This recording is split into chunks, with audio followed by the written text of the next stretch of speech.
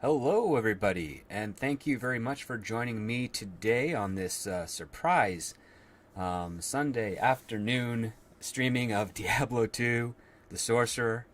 I see we've got a Dega Outlaw in the chat saying Sunday, Sunday, Sunday. Yes, that is the case. We are here today, and I'm happy to see you all here. Yeah, we're going to pick up where we left off last.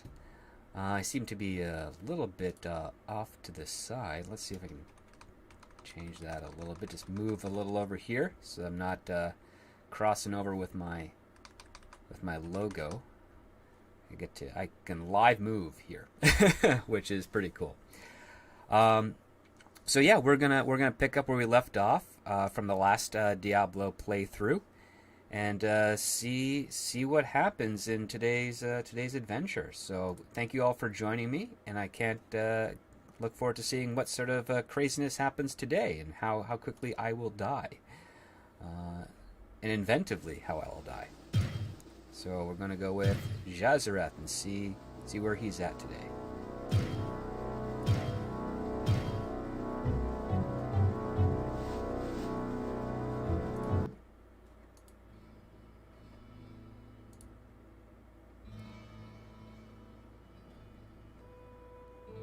I hope you can all hear me.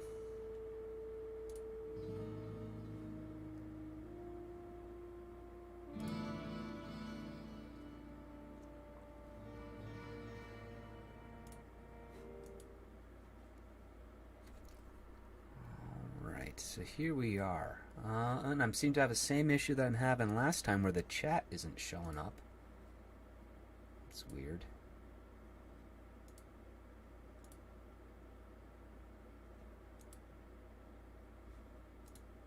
Alright, there we go. Now it's here. Okay. What a delay on that. That always annoys me. But, okay, we're here. We're ready to go. Things are showing up. Alright, let's do this. Now that I can see you guys, and you can see me, and you can hear me, that's even better. So let's take a look. Where are we at? So we got all the cool treasures from the warrior playthrough helping us out here. We have the Curse of King Leoric as our next big quest. So let's do a quick look around to make sure there's no other questing opportunities. Nope. Okay. So let's pick up where we left off and see if we can rescue King Leoric.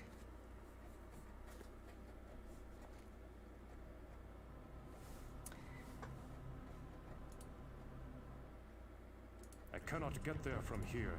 Okay. I have Holy Bolts. Let's try you out. Ooh, look at that. 24 hit. Okay.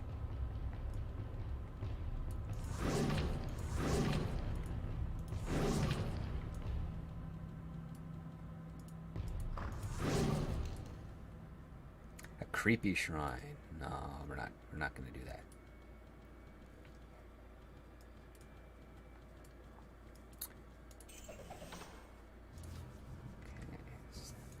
Alright, so I'm glad to see you all here. We also have Mihon in the chat, as well as Joshua Hammond joining Adega Outlaw, and Maura Blundell is here. That's great to see you guys. Thanks for stopping by on this Sunday afternoon. Hope I can be somewhat entertaining for you all. Oh. And we got some zombies coming after us. Undead qualifications. So, Mihan asks, question, how would you go about adapting a video game into a movie? I would start by learning what the story is of the video game, figuring out its key aspects, and crafting the narrative around that and the types of characters that are utilized. That's the basic general way you can do it. I'd probably also explore some of the fan boards and Reddit threads of the game to see what people really responded to, and the best way to explore that in something that is very respectful of what those aspects are, but also something new that doesn't violate the established aspects of it, so that the fans have something more to talk about, hopefully in a positive light, as opposed to the criticism of, oh, he got this wrong. That's the general aspect of what I'd be doing if it's assigned video game adaptation.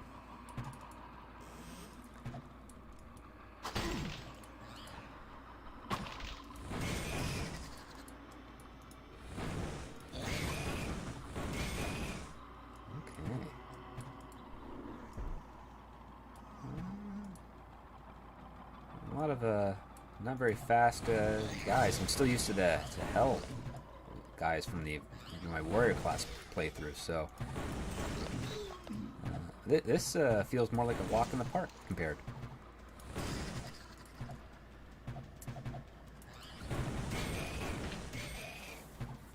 Ooh, there we go. Some guy the unclean.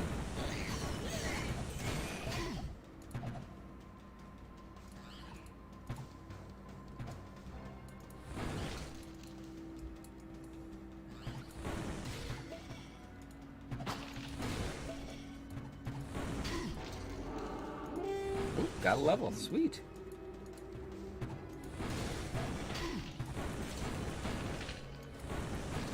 A lot of skeletons and barrels. It's a horrible way to be buried and punished.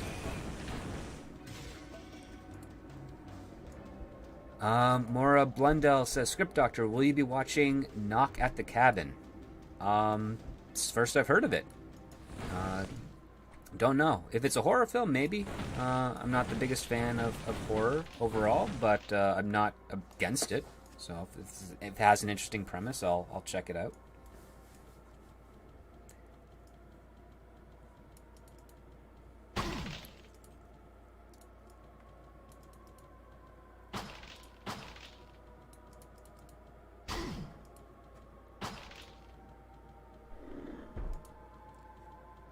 Water Passage, already completed that quest, so safe there. Do want to get that library, see what books and new spells I can get, because I don't have a whole lot. I got ice with Frost Shard, fire, electric. Okay, I got the basic elements so far, but the goal is to find the Book of Mana Shield. That's a really useful spell for a sorcerer.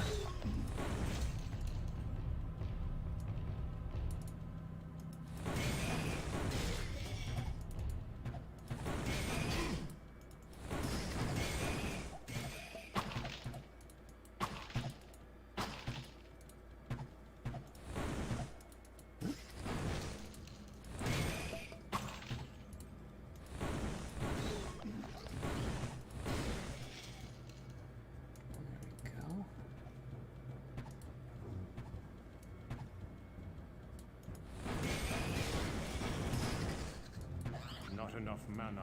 Oh, well, I can fix that with good old charges. Haha.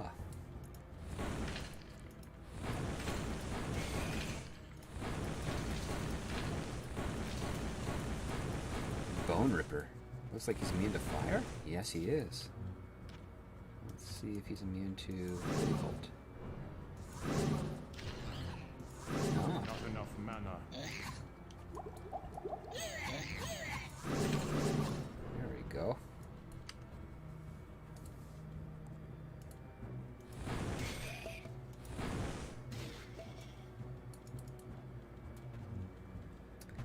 Mara Blundell says it's a mystery horror. Okay, cool. Might have to give it a look.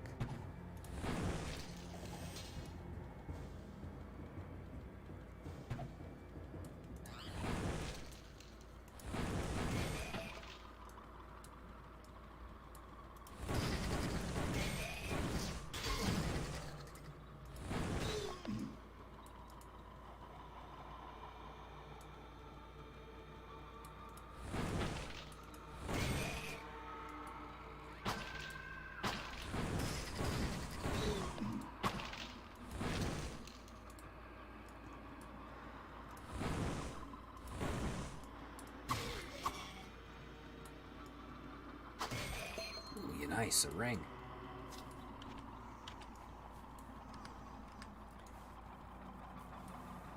Joshua Hammond says, "You shall not pass." Not this version, at least. Whoa.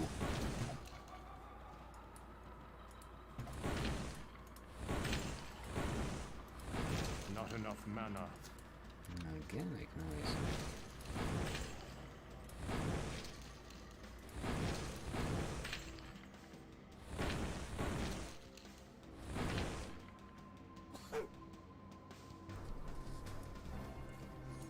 That wasn't too bad.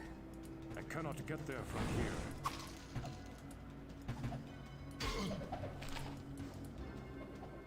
Another Book of Frost Shard, nice. Another Book of Frost Shard. Right. Spell's level 4 already. That's pretty good, useful. I cannot get there from here.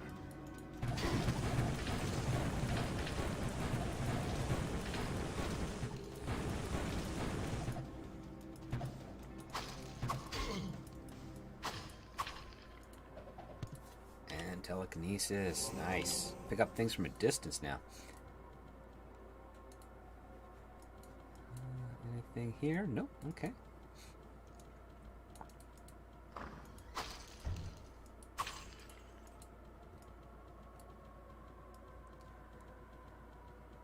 Alright, let's see if we can find those other rooms, and then we'll head down to fight Leoric.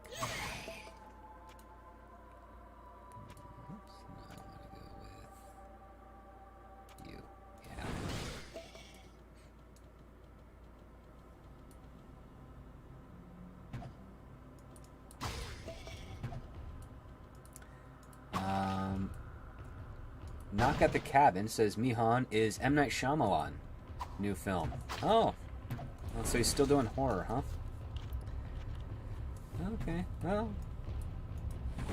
We'll see.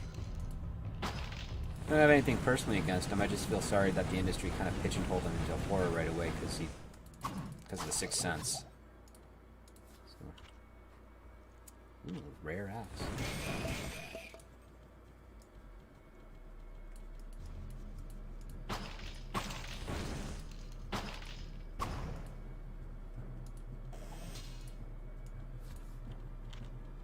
Inventory full, cool.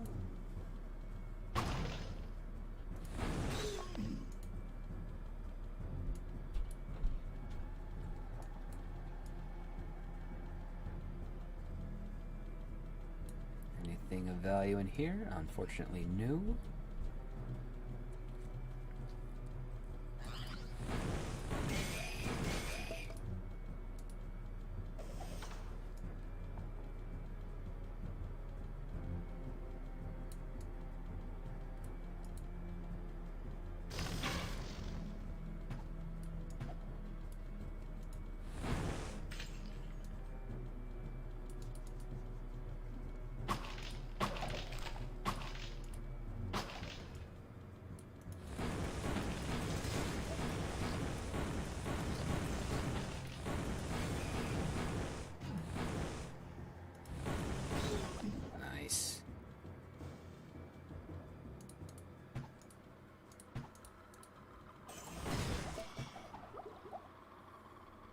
Cannot carry anymore. Ooh, I finally maxed out my inventory.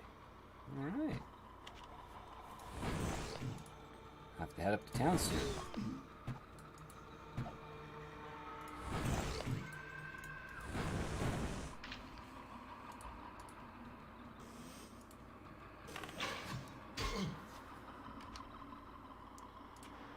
Not enough mana.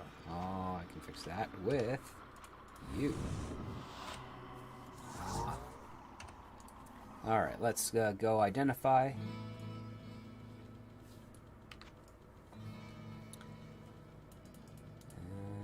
Make some Hello, money. my friend.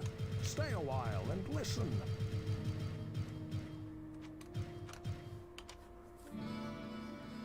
Ooh, minus 100% enhanced damage. Useless axe. I like that.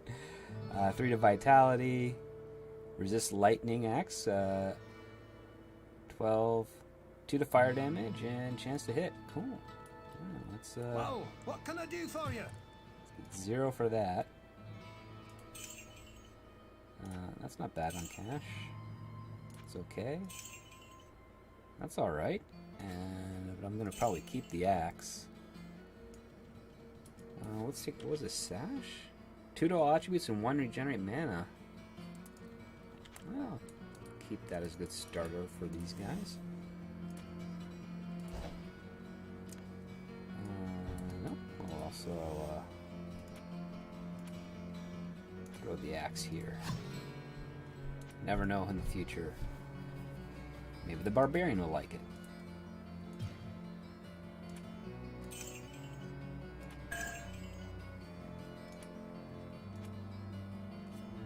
Nothing there. Okay.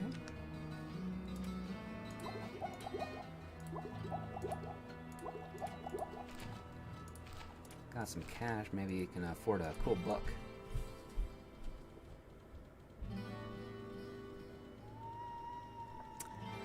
Joshua Hammond asks, Script, do you usually go for like warrior classes or a sorcerer? I know this doesn't apply to every sword and sorcery type game. I like to experiment with all the classes available, actually. I'm just going right now with Diablo in kind of the order of the originals, and then I'm going to explore the added-on classes from the Belzebub expansion. Ooh, got Charred Bolt. 1, 2, 3. Ooh, Town Portal's really expensive, but I don't really need you. But Charged Bolt is pretty good. Oh no, wait. Chained Lightning is better. So definitely get you. And that brings my Firebolt spell up to level 11 already. That's pretty good.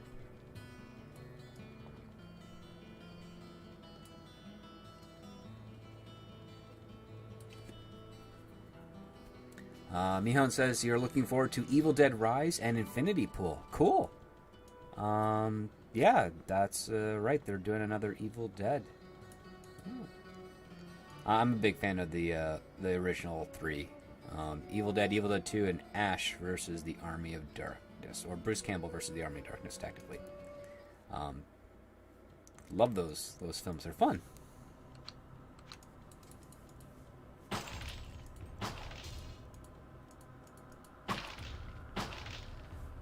Maura Blundell says, Script Doctor, are there any Korean dramas you watch that you like? No, not offhand. I don't see as much Korean film as I probably should. Then again, in some cases, their method of storytelling feels more like it's being made up on the day that they're shooting it than it feels like a properly planned out story. But that's just my interpretation from some of the content that I have seen from Korean film. But just like with every film industry, no one studio system is perfect. They all have their successes and their flaws. So I don't actually hold that really against them. But when I start to see patterns, that's when I get concerned. Doesn't even matter if it's like the patterns that are currently happening in today, the Western industry in the United States. Not good, in my opinion. Very antithetical to what the industry is supposed to be doing. So, yeah. But if you have some really good recommendations, a story that doesn't have a ridiculous ending, that feels kind of authentic, I'm down for that. I do, every once in a while, really like the Eastern acting, because sometimes when a character is suffering, they go so over the top, it's almost comical, but I really enjoy it. I think it's great seeing like the desperation, the tears, the begging, like all that type of stuff. Like you don't get to see that too often in Western media. Not at that way, and not at a point where you actually kind of feel something for the character. So I appreciate some stories that do that and do that well, especially out of Asian cinema.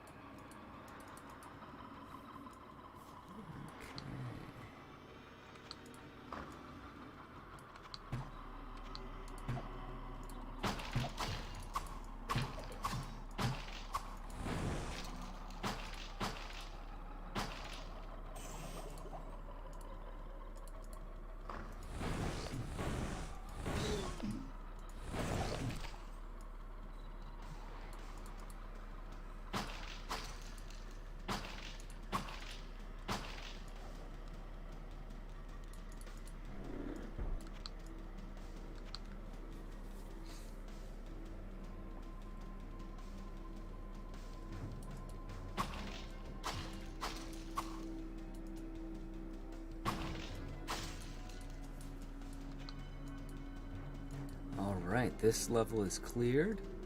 Not going to fight the butcher again because there's no point. So let's go down and see if we can defeat Leoric. And I think we're got some pretty powerful spells. At least the level strength is pretty high, so I think we'll be able to do this a lot easier than did with the warrior class.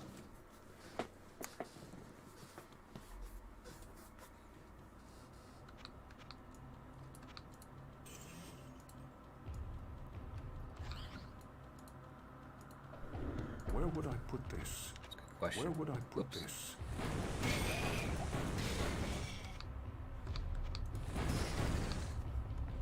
Let's do a temporary. There we go. Oh, so that trap is for something else. Okay, probably this guy. Yep.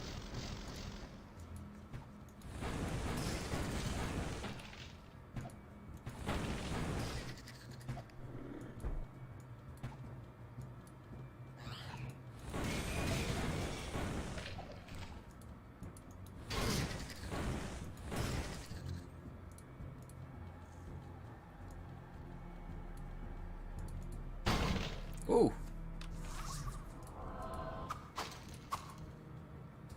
Not expecting that much of a hit on my health. But since I don't need the fulls right away, we'll get used to rid of the healing. Oh, 3 for healing. Use the scrolls up. Okay.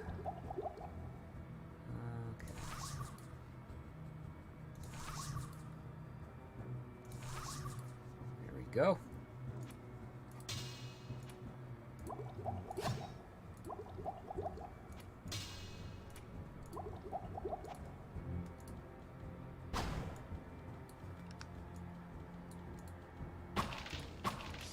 See what stuff are in those chests, and then we'll empty out the inventory in town.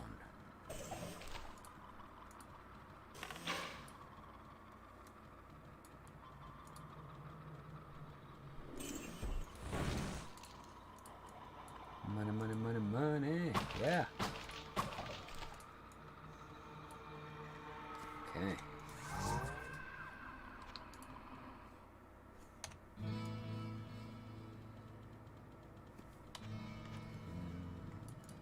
Well, what can I do for you?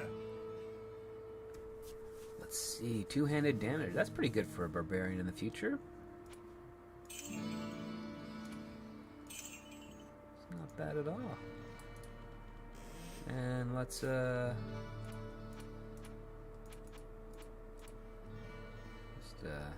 spare ourselves from the extra potions.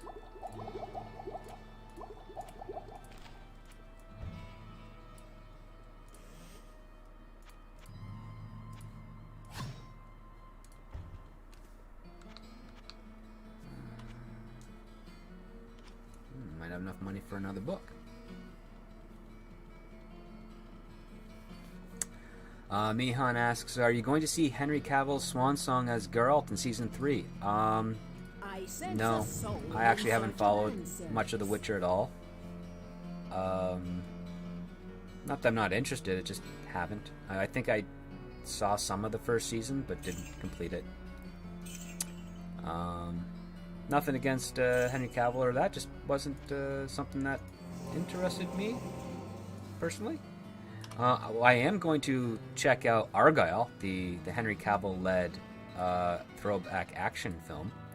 That piques my interest. So, yeah, there's that.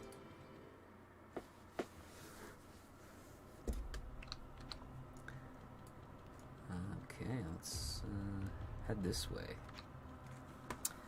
And then Mora asks, Script Doctor, have you seen Squid Game and are you always entertained? And great show you and Tom done on Groundhog Day. Oh, thank you. Yes. Yeah, if you want to check out Tom from Midnight's Edge and Midnight's Edge After Dark, and I did a stream yesterday on the movie Groundhog Day. So feel free to check that out. It was a great around 90-minute conversation about the joys of this movie, how good it is, the layers it has to it, some fun trivia about the film, and stories about the production. So, yeah, give that a look. I'm glad you enjoyed that, Mara. And have I seen Squid Game? I've seen some of it. I remember reading the initial pilot when it went circulating around when I got started. I thought it was okay at the time. He'd been the creator of that show had been moving that pilot script around and trying to get it produced for 2 decades. And I think I first read the pilot. Oh, must have been a little over or a little under 10 years ago. Can't remember exactly which, but I do remember the fact that the story was really about you can pay off your debts by doing this kind of like Running Man type thing. So I thought that was like pretty neat.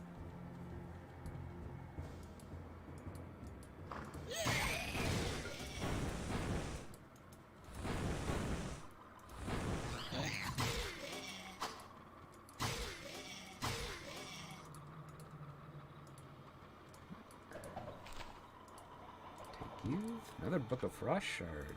I think they're trying to direct me into a certain icy spell. There's a closed door. Okay. Oh my.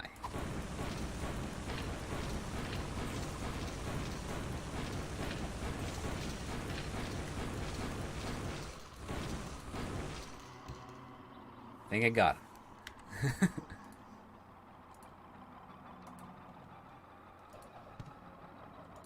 Healing, nice. Spell identify, useful. Okay. Another Frost Shard book, wow. And Book of Healing, alright. Take a look, see. So, healing spells, level 4. Frost Shard, level 7, okay. It's not bad. Mihan. Yeah, Argyle as Cavill's James Bond after Man from U.N.C.L.E. didn't break even at the box office because Cavill won't be the new Bond, neither will Idris Elba. No, and for different reasons. And I'm fine with that. I would love to see Idris Elba play a cool spy role. I think he would want something that's more for him as opposed to stepping into an established IP. And I don't begrudge any actor that wants that. Tom Cruise did it. He created the Ethan Hunt character in Mission Impossible and has garnered a very successful franchise from that over the last nearly 30 years. So that's something.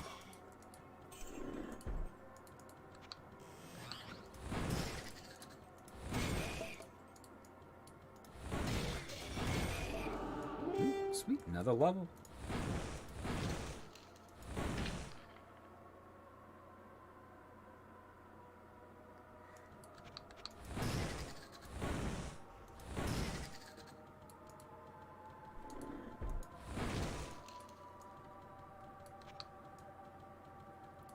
And Joshua Hammond, your wizard doesn't need health badly anymore. He can heal himself. Yep.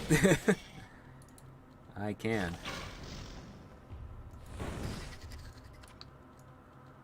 Okay, no doors over here. So I'm going to have to go the long way. Hello.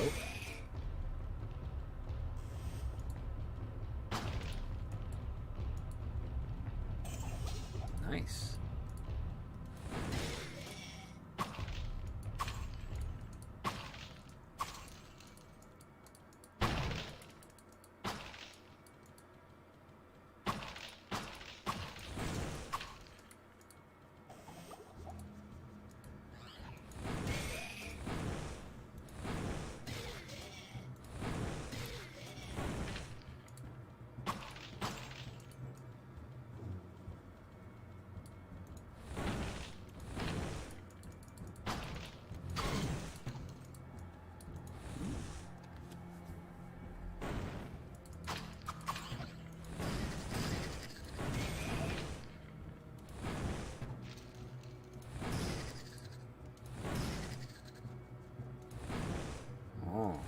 El Chupacabras.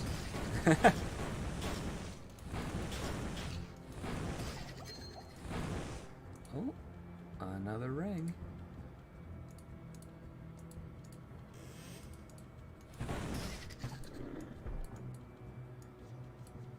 Not enough mana.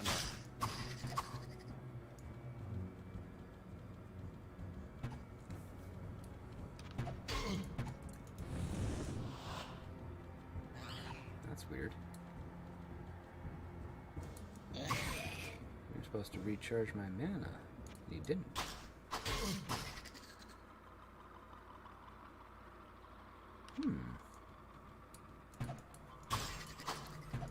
Curious, I'm curious. Okay, Mora Blundell. Script Doctor, do you think Disney will recast Cara Dune or kill her off screen? Don't know. Either would be a terrible decision. And Disney's not in a really safe place right now on the creative side or on their on what they're doing in their administration. So we'll have to wait and see. Let's see, more magic. That new card is 73. I've got 15 points. Okay. Definitely need strength to wear stuff and dexterity for accuracy. But mana will go with... Oh, we're just shy by 1 point. Okay, no worries.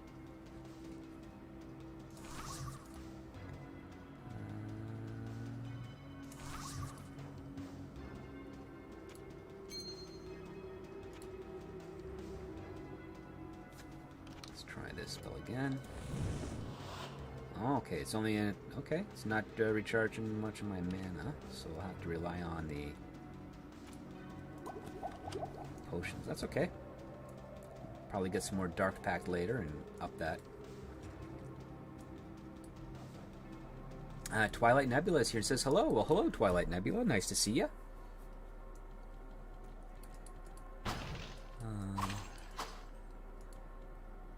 Mihan says, once KK and the lackeys, they will try rehire Kara, but she won't come back to Toxic Disney Production Factory, says Mihan.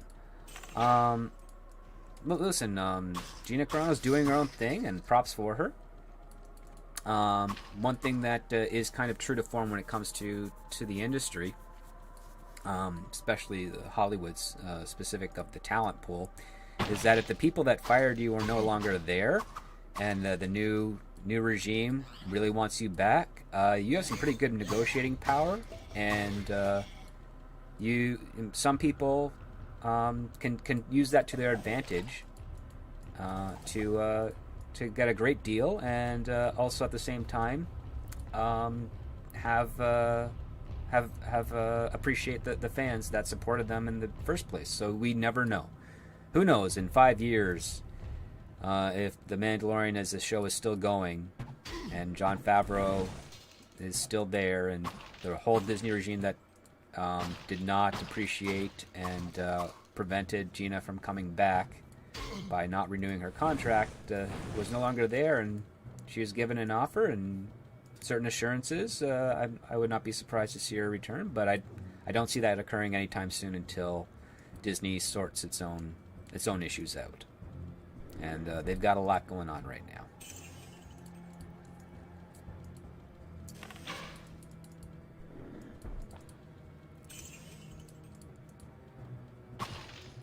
And then we have Scion saying, classic Diablo, this brings back memories. Yes, this is one of the things why I like doing it. It's a simple but fun and engaging game with cool lore and stories.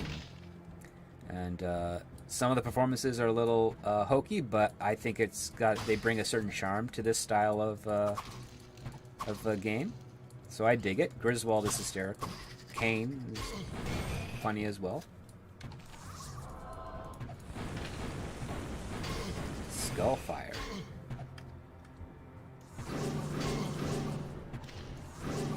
You're strong.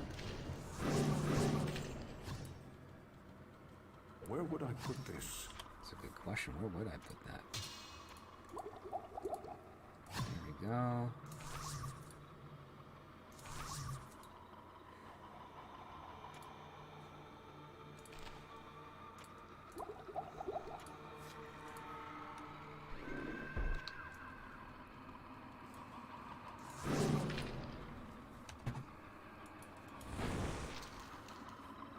We also have Darth Plato here saying, "Hey, Script. Hey, Darth Plato. Good to see you over here. Hope you're doing well." And we also have Captain Fandom Nerd. How you doing, sir?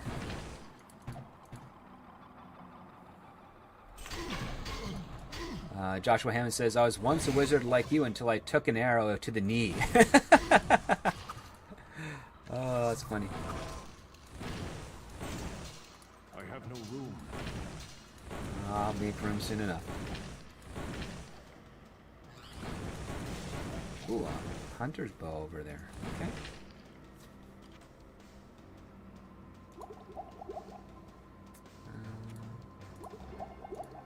Grab you.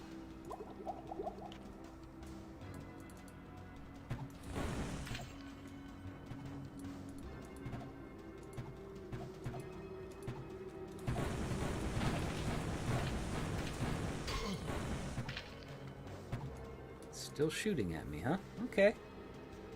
Where are you? Oh, did they get you? I guess I got him. Okay. Where?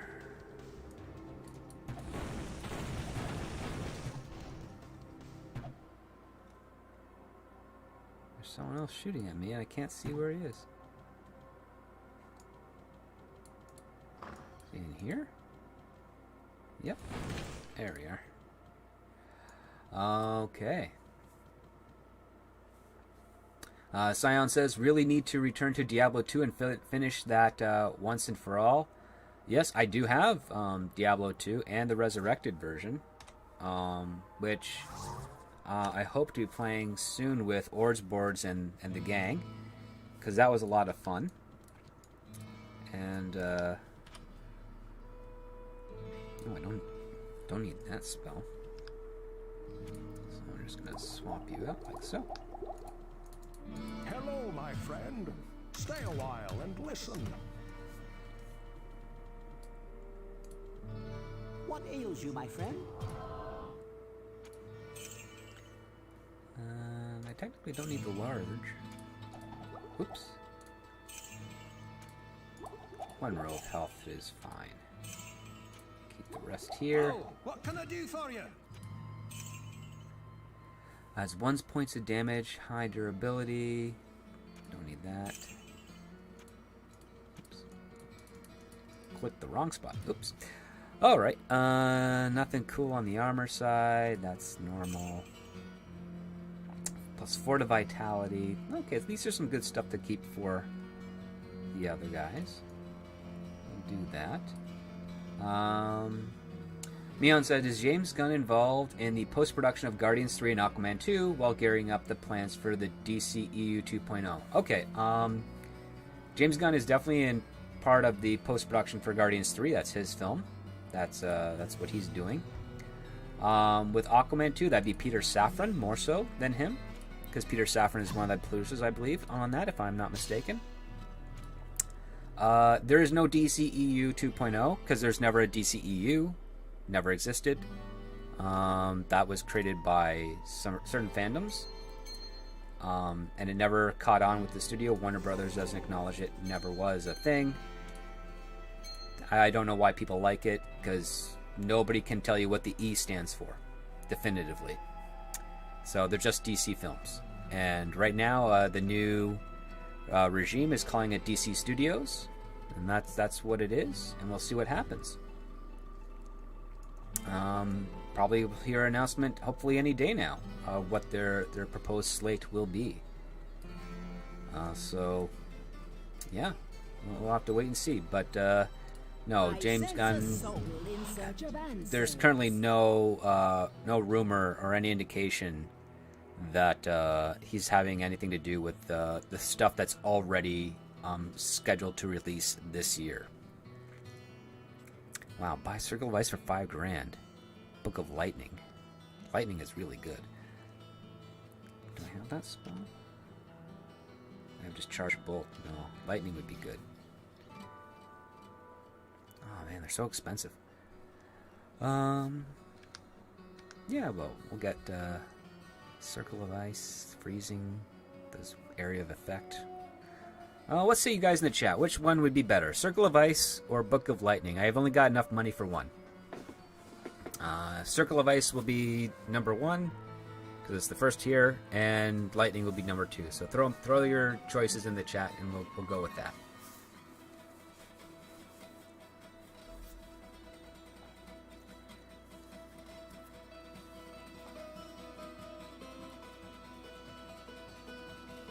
And Mara Blundell says Guardians 3 will be good, and Aquaman 2 will have Amber Heard, so it's a pass for me. That's fair. Yeah, I don't begrudge you for that. Mion says, neat, thanks for clearing it up. Always appreciate your input. Oh, no, it's not a problem.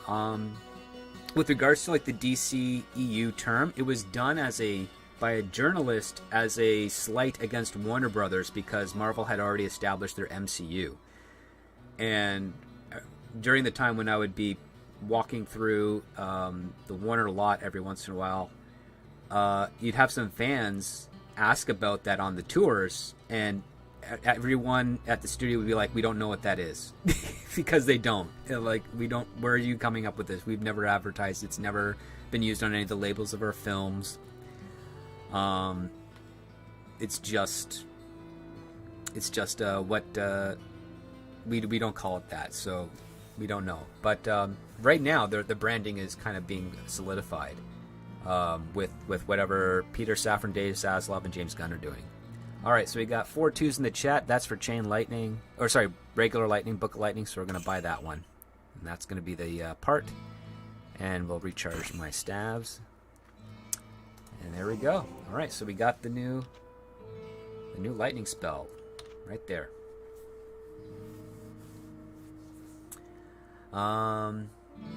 Joshua Hammond says the DCU is dumb anyways. What's the extended to or from? Extended is one. Expanded was another one. I also heard exclusive once, which was funny. Yeah, because again, those films are not directly related to the comic books, so it's not like you have to read the comics to understand the characters. So it doesn't work the same way that Star Wars and their expanded book universe does, which is like it's predicated on the films. So that's where it starts from. So I always found that kind of weird. But one thing that you can appreciate with the fans of Detective Comics and their characters is that if someone's trying to do something competitively different, they want in on it and try and make their own thing theirs so that they can feel like they can compete. And you gotta appreciate them for that. Sometimes they're not as well organized as other fandoms, but at least they have the passion, which is there, and that's also appreciated.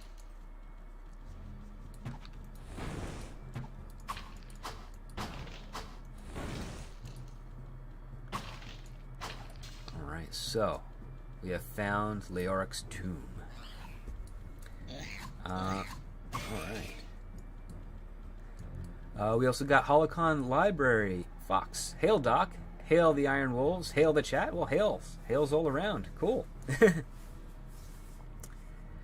Mihon says, rumor has it that the Batman Part 2 will feature Condiment Man as the main villain. I would check that out, actually. I'd love to see how Michael Reeves would do Condiment Man. The warmth of life has entered my tomb. Prepare yourself, mortal, to serve my master for eternity.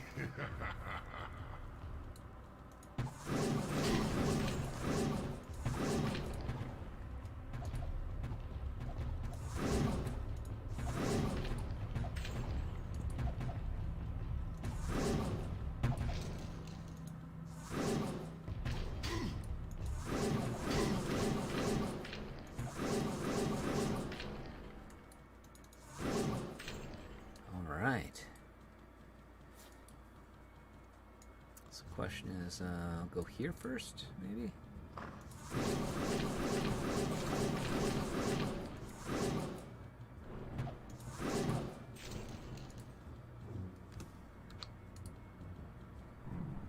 Okay. Just open up that door. For all of them to kick my butt.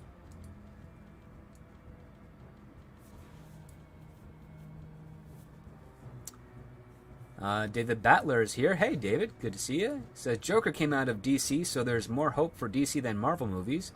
Joker was a surprise, and a much appreciated one. I didn't think much of it at first as well, because it's like you're going to do a movie about a villain without a hero. And I thought, yeah, they came at it from a surprisingly entertaining angle. And it worked. It worked really well.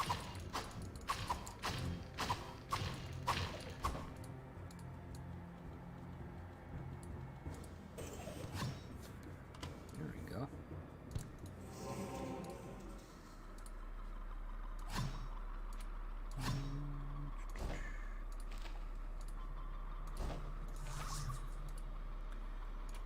Alright, let's empty our inventory before we battle Leoric.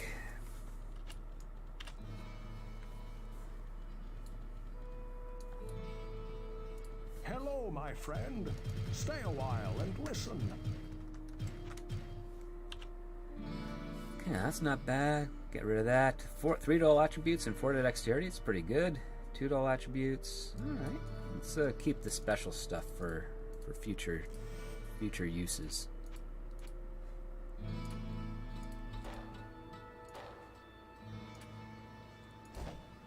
Three, two. Okay. Yeah, we can sell the rest. Whoa, what can I do for you?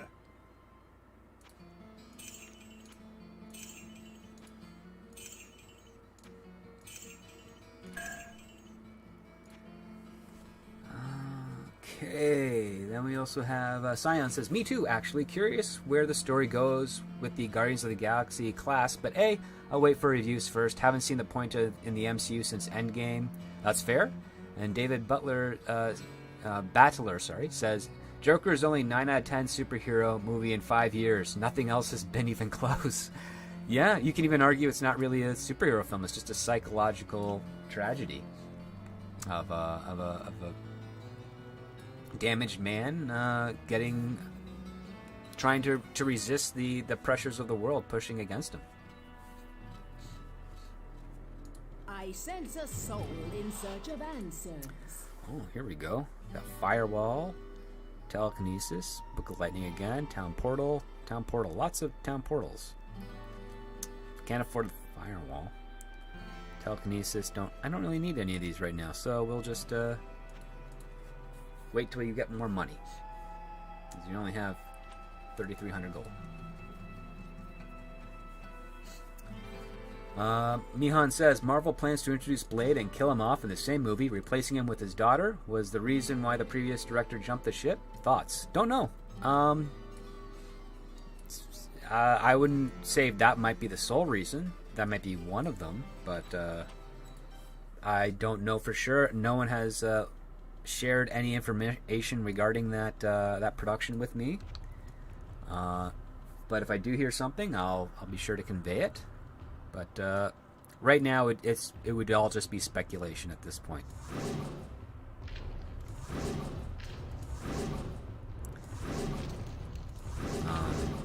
I think it's silly to kill off your main character, your established title character in your first film. But you know what's kind of weird is that, politics aside, there's a lot of managers and a lot of agents out there that keep encouraging their clients to do that because they want to have smaller budget productions, and they know that franchises grow a little too big too fast.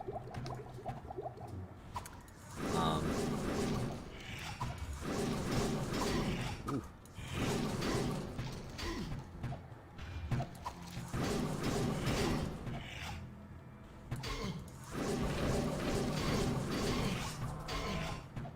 Ooh.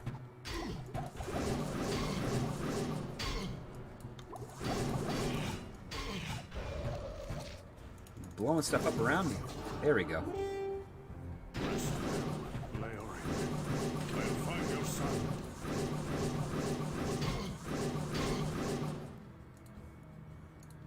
Got the crown. Cool. Alright, that wasn't too bad.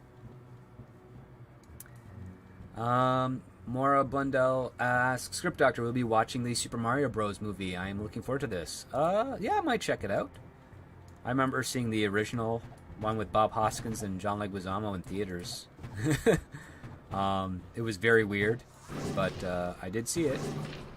And this one, the animation looks fantastic. I'm not sold on all the voice cast yet, because I'm always expecting Mario to sound like Mario.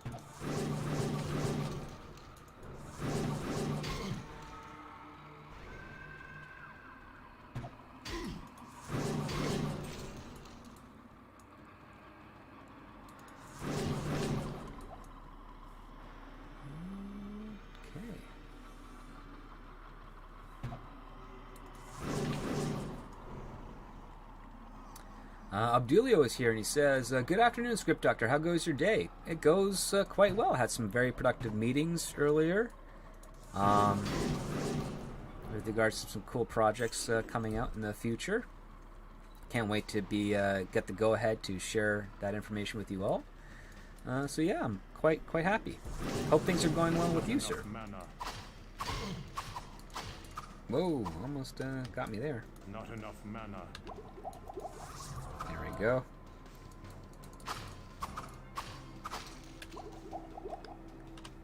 Let's address that.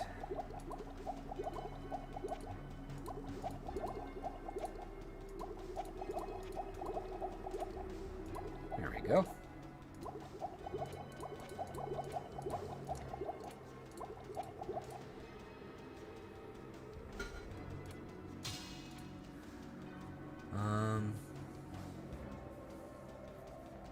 David Battler says, nobody cares which characters they use. We just want good movies. Characters don't supersede awful writing, productions, directorship. That is true. I mean, great characters are why people watch the films.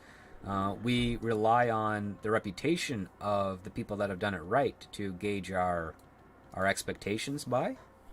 So we're gotta hope that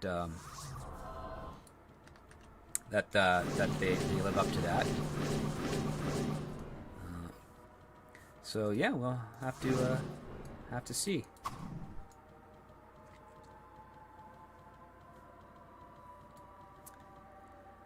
Keely Chow is here. Says, "Hey everybody, hey Keely Chow, good to see you." Joey is here, and he says, "I heard the Bobaverse series of Audible books was optioned for a movie of miniseries, and that has since lapsed. Do you know of it? Heard anything?" No, that is news to me. I'm not familiar with the Bobaverse. What is the Bobaverse, if you don't mind enlightening me on that, because I have never heard of it before. Abdulio, it says, "It sure sucks to see yet another of my favorite franchises burn. First, Bethesda takes a dump all over the lore and writing of Fallout, and now Amazon is going to make a show based on the mess Bethesda made." Amazon needs to change their production offices significantly. They've lost a lot of good people over there over politics and misappropriated perspective. So.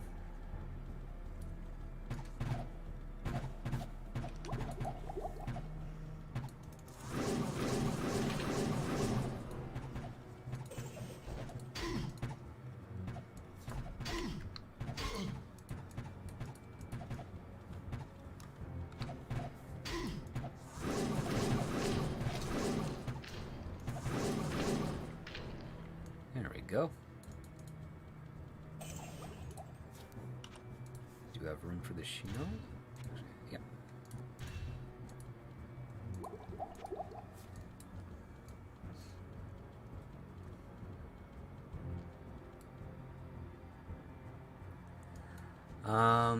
Let's see. Mion says, "Can you share some projects that are released where you are involved in some capacity?" Not without doxing me, unfortunately. Again, the current politics in the industry are still not in a safe place for me at this time. Plus, being able to share my unfiltered opinions on projects or stories and stuff is kind of cathartic for me at the moment. Hello, my friend.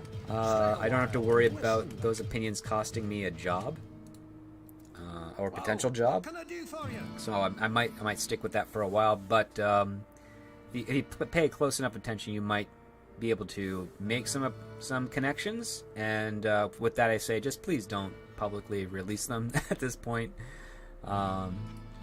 It's not that I won't recover. It's just I don't want the rest of the industry to have their teeth trying to do whatever they want with me.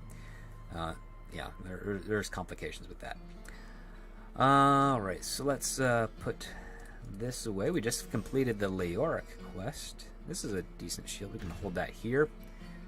Now, do I want the crown? So that resists all magic. Resists magic 20% and $3 attributes, but this only steals 7% life. And that's not bad, but it's not fantastic.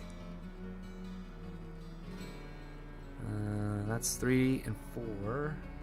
3, 2 life. Okay, so that's better. I think we'll just put the crown here for someone else. Stick with this.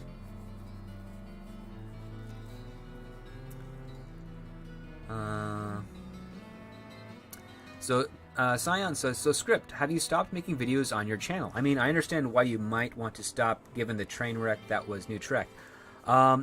Really, I have temporarily stopped with it, and the only reason is that the editing process takes a very long time, and it's...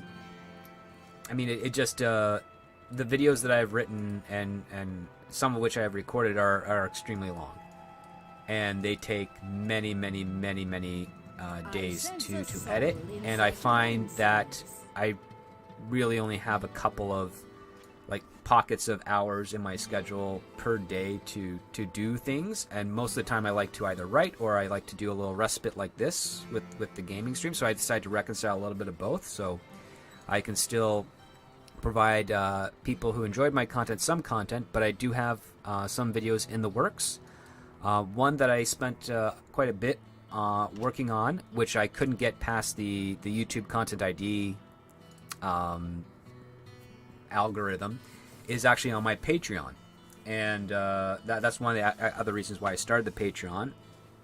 I can put videos up there and also do my review essays and whatnot at a much more regular frequency than YouTube videos, because most of the time I'm reading a lot of screenplays, and doing a video about reading a screenplay is a little tricky because I don't have any visuals to bring up to compare with in most cases.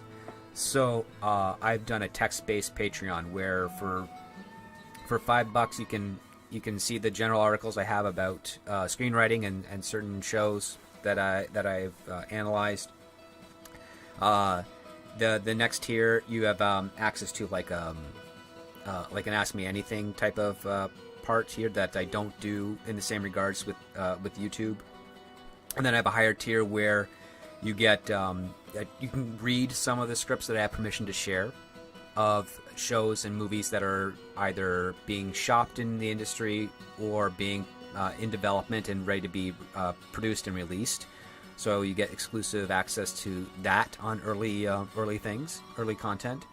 And then further on, I've got a couple of videos on the higher tiers, and then I've also got discounts on screenwriting consult packages, because I do consults a lot with writers, professional, amateurs, up and coming, anyone. I help guide them or guide you if you're interested in getting the best out of you for your stories, and I've had a lot of fun doing it.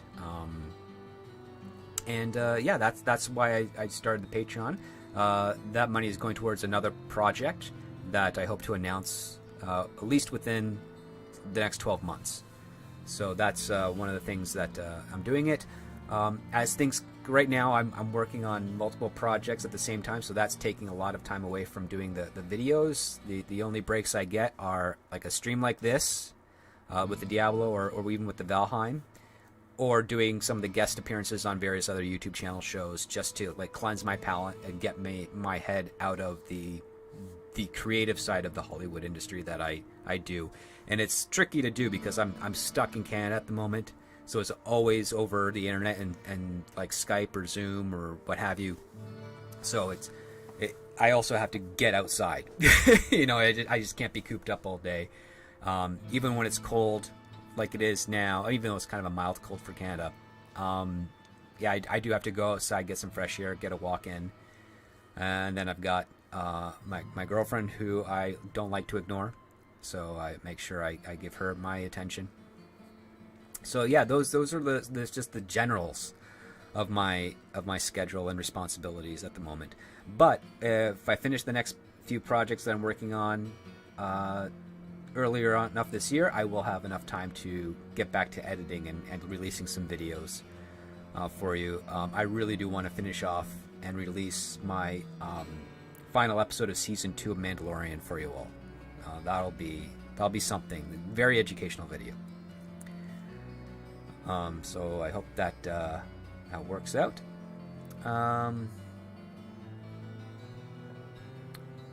Then we also have Maura Blundell says, Script Doctor, how do you see Indiana Jones 5 working out? Will it be the death of it?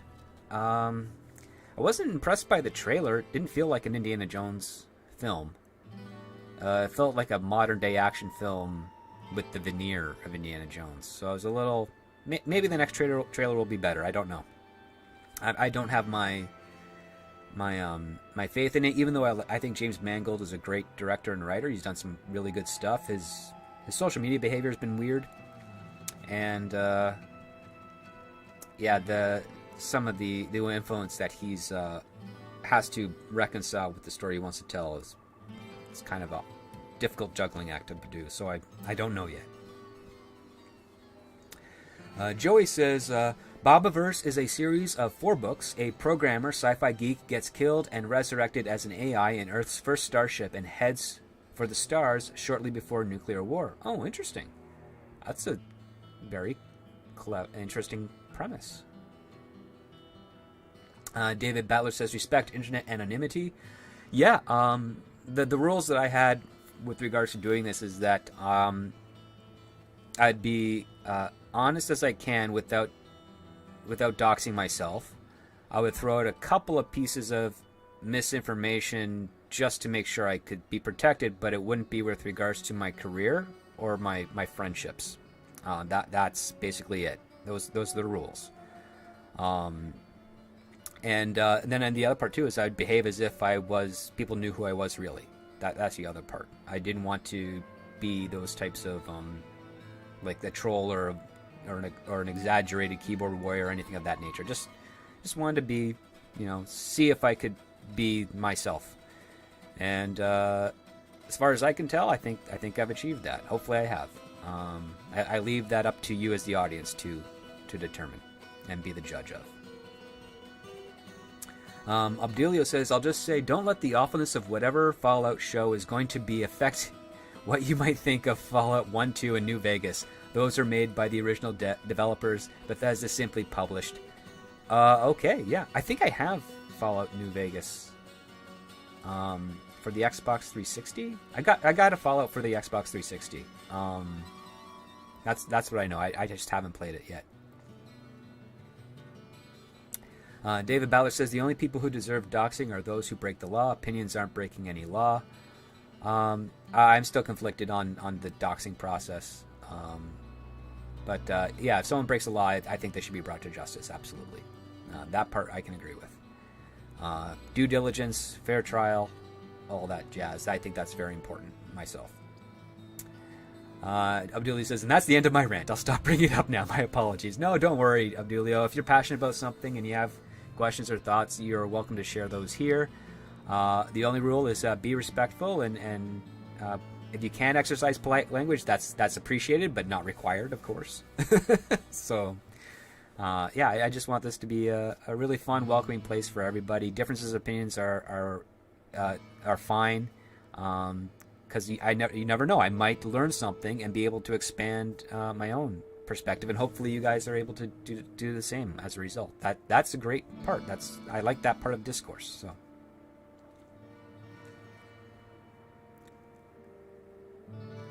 Cyan says, yeah, sorry, I sort of dropped out for a while to work on my own novels, so I'm trying to get up to speed on what everyone has been doing. Hey, no worries, man. Again, you dropped out to work on your stuff. I kind of dropped out to work on mine. It's just the nature of the game, right? So that's what it is. Joy says, I wonder if DAL E2 could help storyboarding things for your videos to alleviate some of the workload, kind of a photo storyboard with narration. I'm not sure. What is DAL E2? Is that like one of those AI things? I'm worried about that. Those programs are weird. Those programs are weird. But maybe I don't know. It's hard to. I've done a little experimenting with the Mid Journey because it was recommended to me by the Nerd Cookies channel, and it's neat, but it doesn't always cooperate the way I need it to. So I don't know if that's going to be my thing. For storyboarding, I know some directors and other writers use it as a concept to introduce to their storyboard artists. So they'll storyboard a shot with an AI, and then they'll be like, this is kind of what I'm looking for. Can you make it awesome? And they will take the certain aspects of it from the AI art, and then they'll basically just toss aside and come up with something new. And always, every single time, the one that's done by the storyboard artist is way better than the one that's done by the AI. There's just a life to it that you don't get with a computer generated algorithm input image. Maura Blundell says, Script Doctor, how can Phoebe Waller-Bridge keep getting work? She's going to kill Lara Croft Tomb Raider. Okay, so even though you may not like her decisions and choices with regards to story and character, I have read her scripts. They are well written. I just don't agree with the direction in the stories. I think the choices are poor. But she can write dialogue well, which is very important in the industry. And she knows how to set things up. And also that's very important. And that's why she keeps getting work. The other part too is, again, Hollywood has a reputation level of currency. So she is currently dating another writer who's also kind of a powerhouse in the industry, whose name is escaping me at the moment. And the two of them kind of work off each other on their projects, is my understanding. And because of that, they're able to negotiate and get deals. It right now, the reputation that she has in Hollywood has not been updated with the reputation she has publicly with audiences. And a lot of audiences, the general audiences, don't even know who she is. And that helps her a lot with securing work. It takes a long time for Hollywood to pick up a writer that kind of rubs the audience the wrong way, but is still successful to a degree. So one example would be Akiva Goldsman. He's an adequate writer, but he's never done anything original that has been very good. He won an Oscar for adapting A Beautiful Mind, but he really just kind of cribbed pages from that novel, gave it his own little spin to a degree, but didn't really do much. I think the original author was far more influential in why that movie worked, why he got that Oscar, than himself. But he polished Batman Forever script and took credit for making it the success it was back in '95. As a result, they gave him complete screenwriting control over Batman and Robin, and that movie tanked and killed that franchise that summer. Yet he's still able to get work because he's made friends in the industry, and everyone can screw up because we don't know if something's going to be successful or not. But he did the work and he got it out, and and he's been able to do that, and he's used his award and the reputation to secure more work.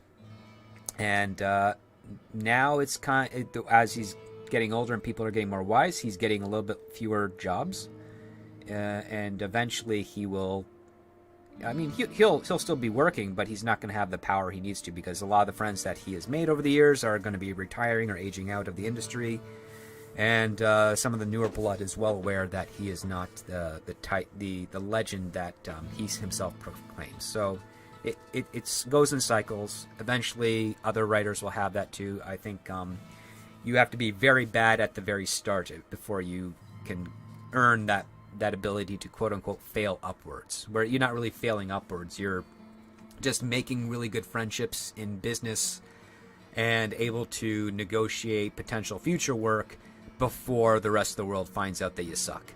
That's just kind of how it is, and it doesn't matter that after the world finds out that you suck, you still made those relationships. They're going to still help you out, because there's always that chance that you have another hit again, and a lot of people want to be on the ground floor of that. So it is what it is. Mihan says, have so many script ideas, but I don't know how to begin. Might take you up on the offer on getting on your tip and aids. Yes, feel free to do so. The blank page is the most intimidating thing for a writer, and you'll see a lot of memes about writers where they worked for 4 months and they got the best 3 words they needed to on their page, and now they just have to work on the next 3 words. It's a funny it's a funny thing that happens with us, because we're so judgmental about our own work. A Dig Outlaw is here. Still glad you're still sticking around. He says, I use Midjourney for the cover of Children of the Directive since it starts and ends with an AI in the story. I prefer humans otherwise.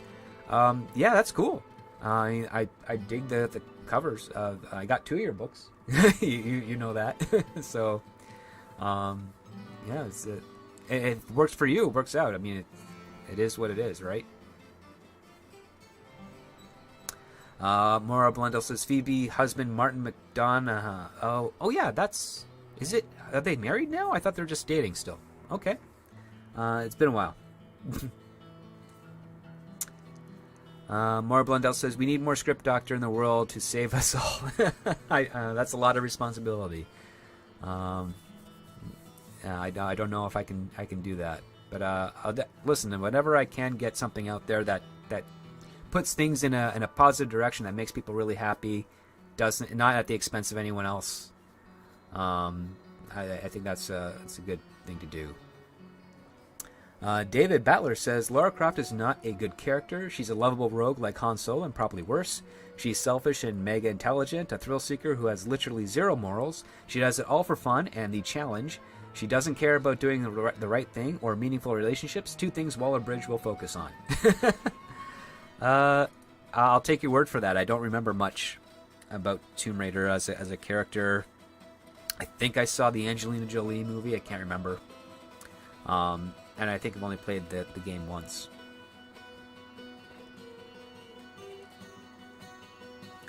Shinotsky's here, and he says, people don't want Lara Croft to be Lara Croft. She's something that the ideologues hate. Maybe. I mean, there's sexy, intelligent, thrill-seeking woman. I don't know. I think a lot of the ideologues think of themselves as that. So I don't know. Maybe. You also said earlier, Shinotsky, who deserves more work but doesn't have the right people behind them? That's a good question. Some people have just kind of taken a break temporarily. David Koepp, I think, is a good writer, kind of underrated. He has a good team, but I think they're just kind of waiting out whatever the heck is going on here. Yeah, that's a hard one to answer, because again, in Hollywood, nobody knows really what's going on. They're just trying to follow who's got the most power at that moment and not piss them off.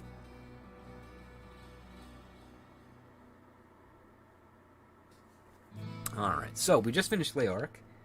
I think we have. Oh, no, wait, no, there's more stuff we have to get in that castle. So let's in his chambers. Let's go finish that up.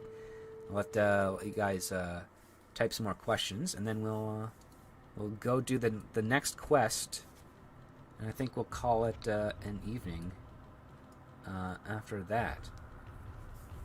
But this is, I mean, we're maybe halfway through. So, don't worry, guys. Not going anywhere just yet. We'll do one more quest, and then see where that takes us. But I appreciate you all hanging out with me this afternoon. Now getting into the evening.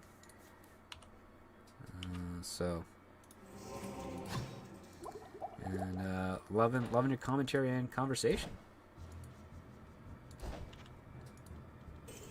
I cannot carry anymore. Oh, yes you can.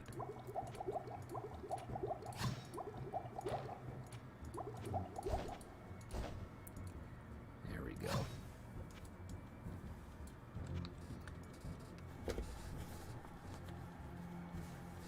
All right.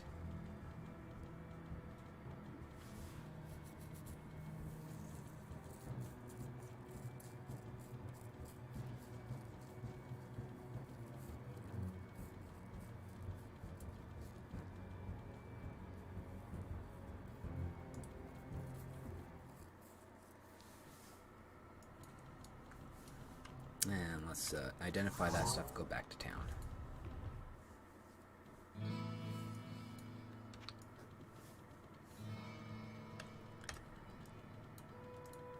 Hello, my friend. Stay a while and listen. Whoa, what can I do for you? Anything here? Nothing. So, get rid of you. Just make some cash.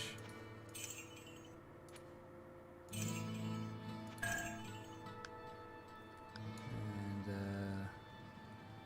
yeah, I'll go back. Schnotsky says, people don't want Lara Croft to be Lara Croft. She's something that the Ilogs hate. Yep. She steals from ancient cultures and keeps it for herself. She's the poster child for British imperialism with native artifacts. Every culture's done it to some degree. But yeah, if she does it for her own personal collection, and I mean that's different.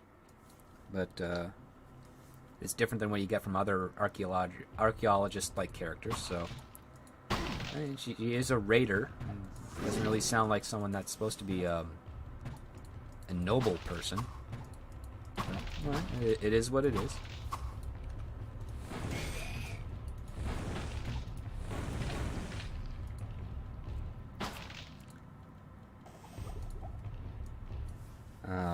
Scion says, halfway you still have the catacombs, the caves, hell itself, and whatever else the mods add. I mean halfway for today. I will not be playing this game all the way through. Just a couple of quests and then end it there and then pick up where we left off next time.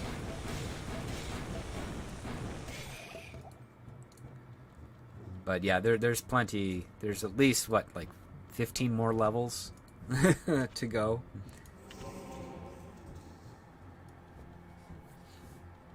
So yeah, lots more to do.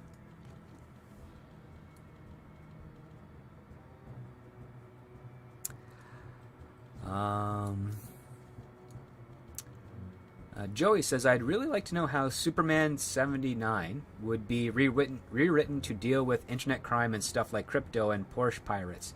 They've dodged it so far, but for now, not really. The movie Superman 3 talks about internet crime or computer crime using networks, essentially.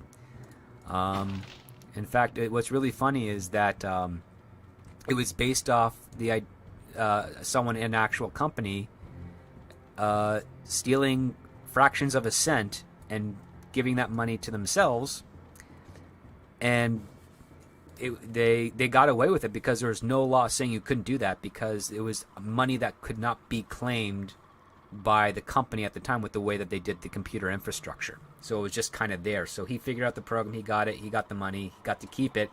Afterwards, a law was passed, and when that made the news, they incorporated that into Superman 3 and had Richard Pryor play the character that could do that. So it's been there. And then the other part with regards that's very similar to internet crime, and it's actually, I'm doing a essay, and I'll probably do a video on it, is the plot to Batman Forever with the Box and the Riddler, where he's stealing private information through technology, which is very similar to what is going on with social media these days. So, and this happened, good 15 years before social media became social media. And that was not an Akiva Goldsman idea. That was the idea of the original writers of that film. So, that's something to, like, superhero movies have already kind of addressed it to a degree, but there's always room for them to explore it on different levels. Internet crime, if you're going to do something internet crime with Superman, it would then be more of a Clark Kent, Lois Lane centric story, because that's more of an investigation and exposure of the crime, as opposed to something that would actually require Superman on a physical level to do.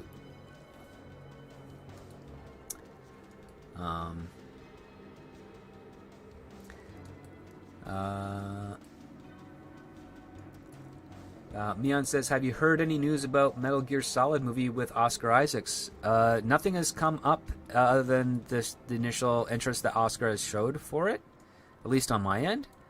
But I'm curious to see how they're going to do it. If they do it similar to the classic Death Race 2000 with Stallone and David Carradine, I think that'd be a cool tone to do for Twisted Metal. Oh wait, no, sorry, I'm thinking Twisted Metal, not Metal Gear Solid. Ugh. Too many metals, and I'm getting confused. I'm sorry, guys. No, for Metal Gear Solid, I don't know what they'll be doing exactly with that. But I'll try to ask around, see if I know anyone that's got any info on it. But yes, now that I think about it, I want a Twisted Metal movie. Like I want a Twisted Metal movie in the vein of the 70s Death Race 2000 Roger Corman type stuff. I think that'd be fantastic.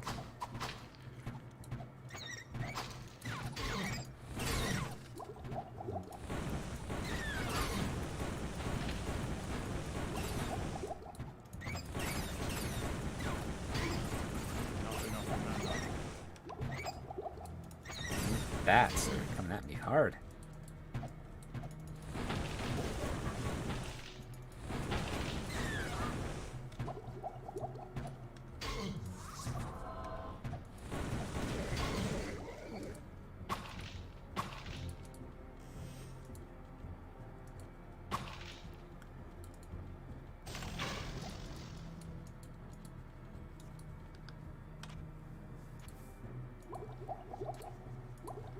Go.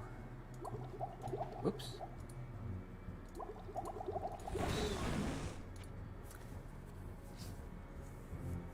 Abdulio says, brain drain, yeah. Joey, script will speed run it. Better to run through hell than stroll. But then I'll skip over some really cool stuff. I don't want to do that. Maybe if I get like the warrior class up to nightmare, where you can survive nightmare, I'll use the nightmare gear and speedrun the normal. That'd be pretty cool. Just be a little OP on that.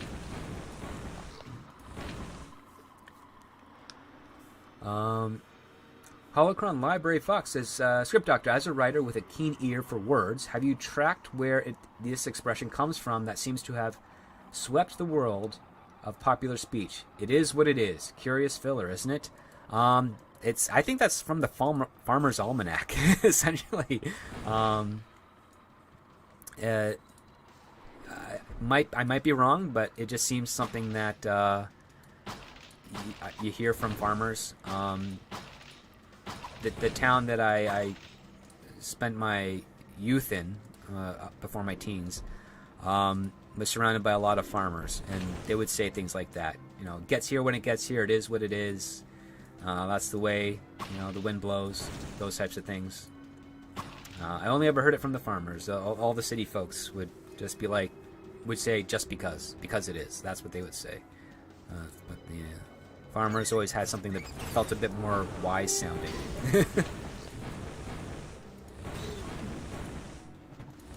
So,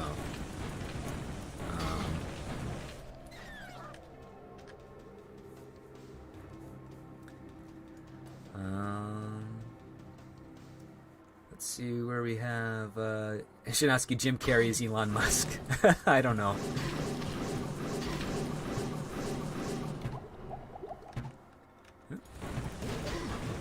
some interesting balancing I'm going to have to do around here. Moro Blundell, Script Doctor, we all on the chat enjoy hanging out with you, and thank you for your time you give to all of us.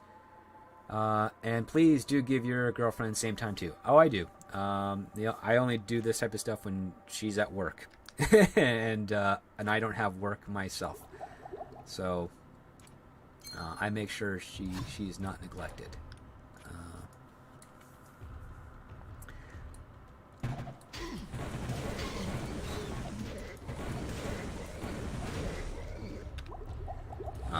No, she can get away with neglecting me. I can't get away with neglecting her. So, like when she wants to play her Sims game, The Sims, I'm not allowed to talk to her. But that's fine.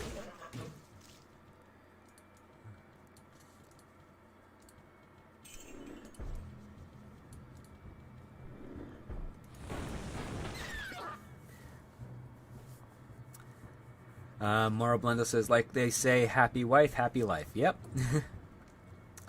Joey says, cool ideas about Lois and Clark. I wonder if the fortress would just end up a Deus Ex Machina answer to everything. Depends on what type of fortress they would use for Superman. If it's a monument or a museum of everything Krypton with, his records of his parents, that can give advice but nothing too specific, I think that'd be better use.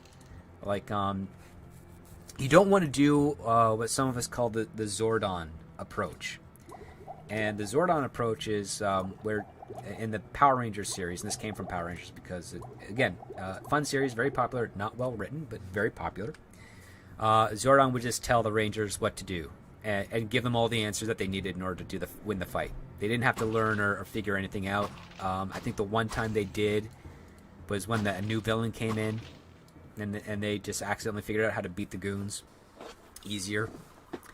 So that's one thing you gotta have with if you have that type of power, is like the best type of mentor is the one that doesn't tell the hero the answers they need, but makes them think in ways where they can, do the answers.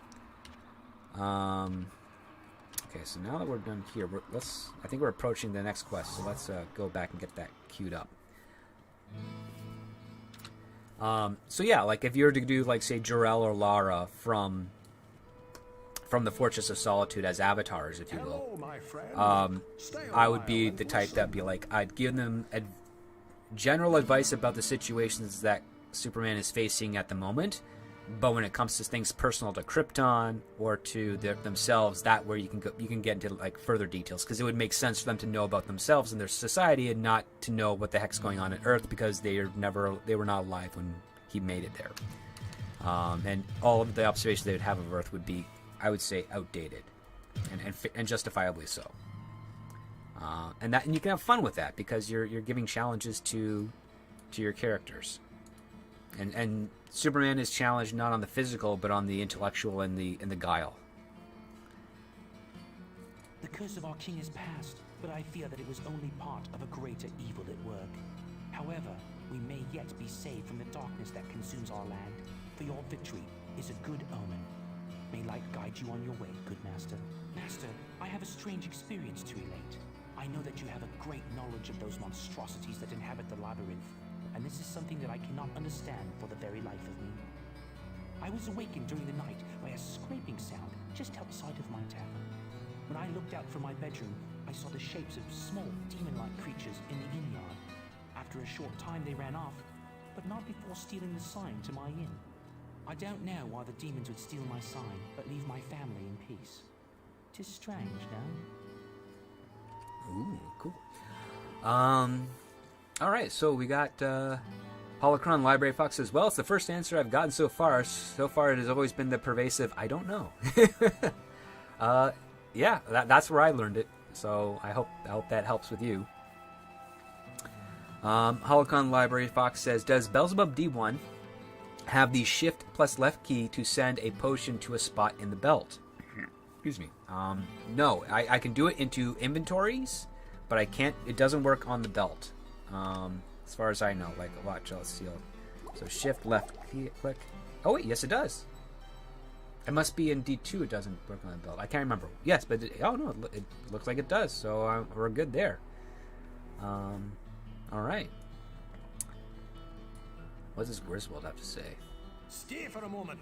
I have a story you might find interesting. A caravan that was bound for the Eastern Kingdoms passed through here some time ago. It was supposedly carrying a piece of the heavens that had fallen to earth. The caravan was ambushed by cloaked riders just north of here along the roadway. I searched the wreckage for this sky rock, but it was nowhere to be found. If you should find it, I believe that I can fashion something useful from it. Cool. So now we got Ogden Sign and the Magic Rock. Okay. Abdulio says, so like Splinter, I seem to remember he never really gave his sons the answers, but more guided them in the right direction. Oh yeah. I mean, that's how you teach. There are some things you can tell straightforward to a student, be like, okay, don't do this. But that doesn't always like resonate with retention of the lesson, but it's a good way to start. And then afterwards, if you can find opportunities where you can guide them in a way so that they come to the lesson that you told them first, and they'll start to remember it and utilize and understand its meaning a lot easier as things go. And then as you continue on with your students, if you're in that relationship, or if you're, I think it might work directly for a parent. Again, I don't have kids, but I helped raise my 7 godchildren as the goddad and pseudo uncle for over a decade. But I found it's usually best where once you understand where they're coming from and who they are, you can then set them up to learn more things without having to directly tell them, and in a very more controlled environment where if they screw up, it's not going to destroy their lives. And that takes time, and I think that's a good relationship that a good mentor has. Is they are there primarily to guide and teach you in a way that you're going to remember it, not so much that they want you to memorize and just repeat the memorization. They want you to find your own words and your own ways to express those conclusions or those lessons that you have learned. And I dig those types of methods for teaching. Okay, so that's a pretty cool bow. I'm gonna hold that on for a rogue. That's an axe. I'll hold that on for a barbarian. So there we go. Let's sell some of this stuff for Griswold. What can I do for you?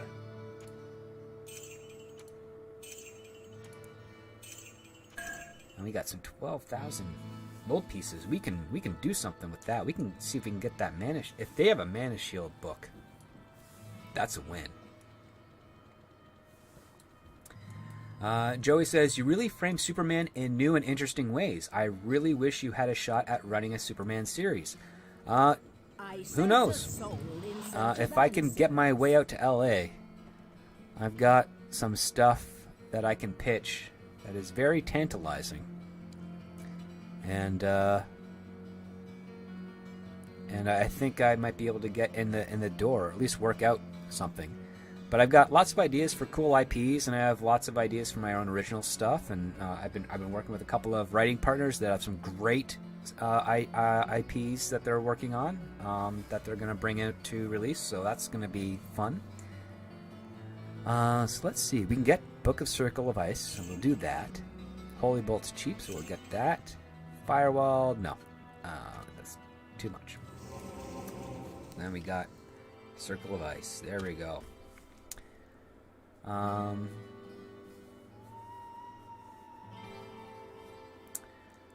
Holocron Library Fox says they have first brought it into D2. Don't remember which version. Might be a Lord of Destruction thing. Okay, cool.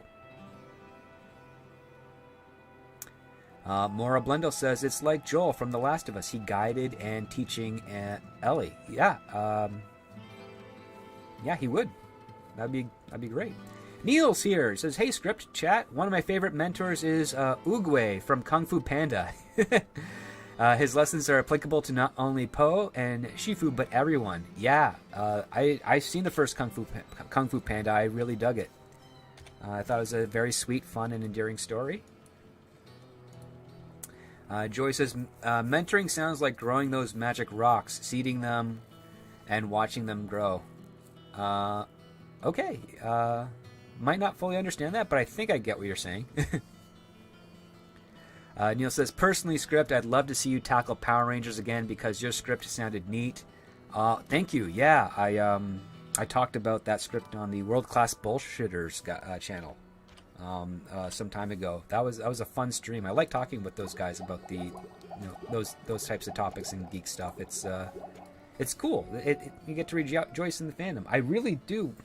I would love to be able to try and get that script, or at least give it a look over, revise it, update it with some of the new techniques I've learned since I wrote that one, and get it out there, because I think it would really resonate well with the old school fans and newer audiences, because it's a very fun concept. And I also really liked the Sentai series it's based off of. My favorite one is Dia Ranger, Gosei Sensei Dia Ranger, I think it is.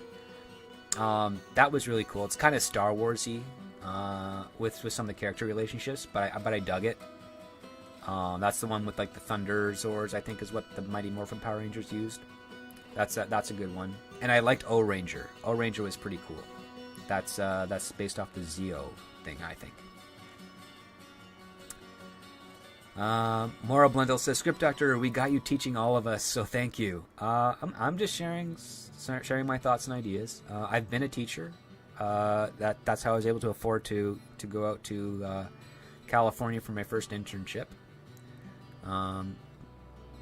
Wouldn't mind going back to it one day, but for now it is what it is. Shanatsky says, would love to have a meetup with you and Mexican Iron Man when you can finally get here. California sucks, make it suck less. Yeah, I mean, I want to go out there primarily just for reestablishing some meetings and relationships that I've lost since the pandemic, or at least been strained since the pandemic. That's one thing I want to rectify. It's kind of tragic to learn that it's kind of fallen the way it has since then, because it was kind of teetering a little bit the last time I was out there, but it didn't look like it was going to go this direction this quickly. And I really feel for a lot of the people that are out there, that live out there, that don't agree with how things are being administrated. So we'll see what happens. But yeah, as soon as certain things change on the U.S. side of things with international travel, the sooner I'll be able to come out there and get to some real work that real heavier work with some of the studios that I'd love to talk to again. Because even some of the feelers I put out there, it's like, hey, can you do lunch on Thursday at this restaurant that's in Central City? It's like Century City. Sorry, it's like nope. Love to, really would. Not there. Not not there at all. All right, so we got the sign.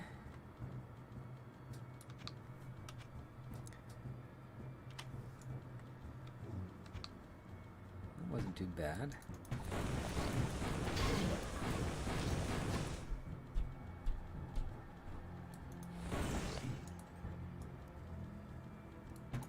Not enough mana.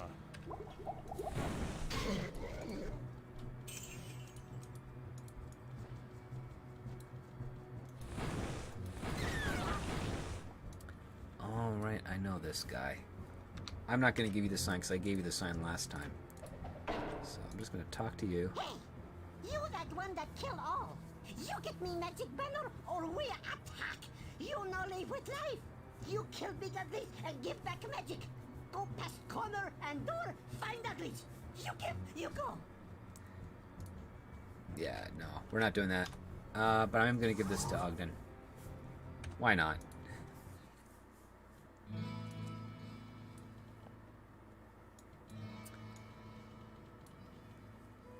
Snotsky says, if you want Power Rangers for mature audiences, Garo, it has gore and nudity in it along with monsters. No, not really. But if that's something else, and if you're listening in the chat and that's your thing, there you go. I think you can thank Shinotsky for that. You didn't have to bring back my son, but I suppose that it does save me the expense of having another one made. Well, let me see.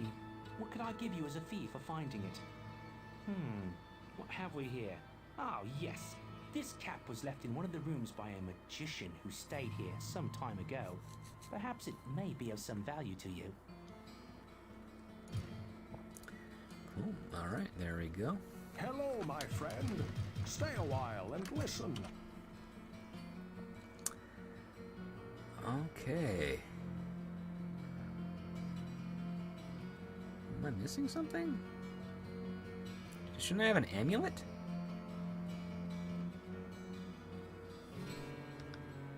Thought I had an amulet. Hello, my friend. Stay a while and listen. Yeah, it just vanished on me. Alright, so we got this Harley Quinn Quest helm. It's plus 2 to all attributes, minus 3 from enemy armor class, 1 damage taken from enemies, mana 1, 7, and 7. That's not better than this. Huh. My amulet vanished. That's weird. Anything vanish here? No. But, oh wait, there it is. I'm wearing it. Okay. Oh, I didn't realize that happened. Alright. Plus 5 to dexterity, that's okay, but it's not better than what I got here. So we are gonna wear this one, the 14 to magic. Put you there. Do I have any other amulets? That's 5 to magic, but nah. No, we'll do the 14 to magic. Yeah. Okay, and yeah, we'll put this in there.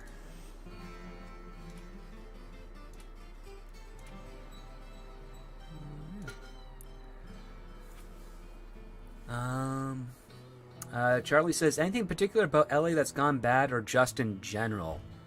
I've just heard that there are like a lot of people without homeless just wandering some of the streets and a lot of theft going on. It's just kind of oh, there you go. As Abdulio says, it's becoming an escape from LA over there really fast. Like when I was in LA, a lot of the times I would walk a lot, and you'd always get every once in a while a driver slowing down and wondering if my car broke down somewhere or whatever, because you don't see many people walking. At least not in the areas that I would be walking to, where everybody just drives, even if they just drive like a couple of blocks, and I just like to walk. So apparently in those areas you can't really walk there anymore without, if not stepping in something or finding someone doing something. It's weird. I haven't seen it literally myself, but I've heard a couple of weird stories where things are happening, robberies are occurring in various like places where you'd never expect a robbery to occur. Yeah, Shinotsky says, we got tent cities as the only positive industry in the state, which that is horrible. Feel sorry for that. John Sampola says, Script Doctor, hey buddy. Hey John, glad you're here.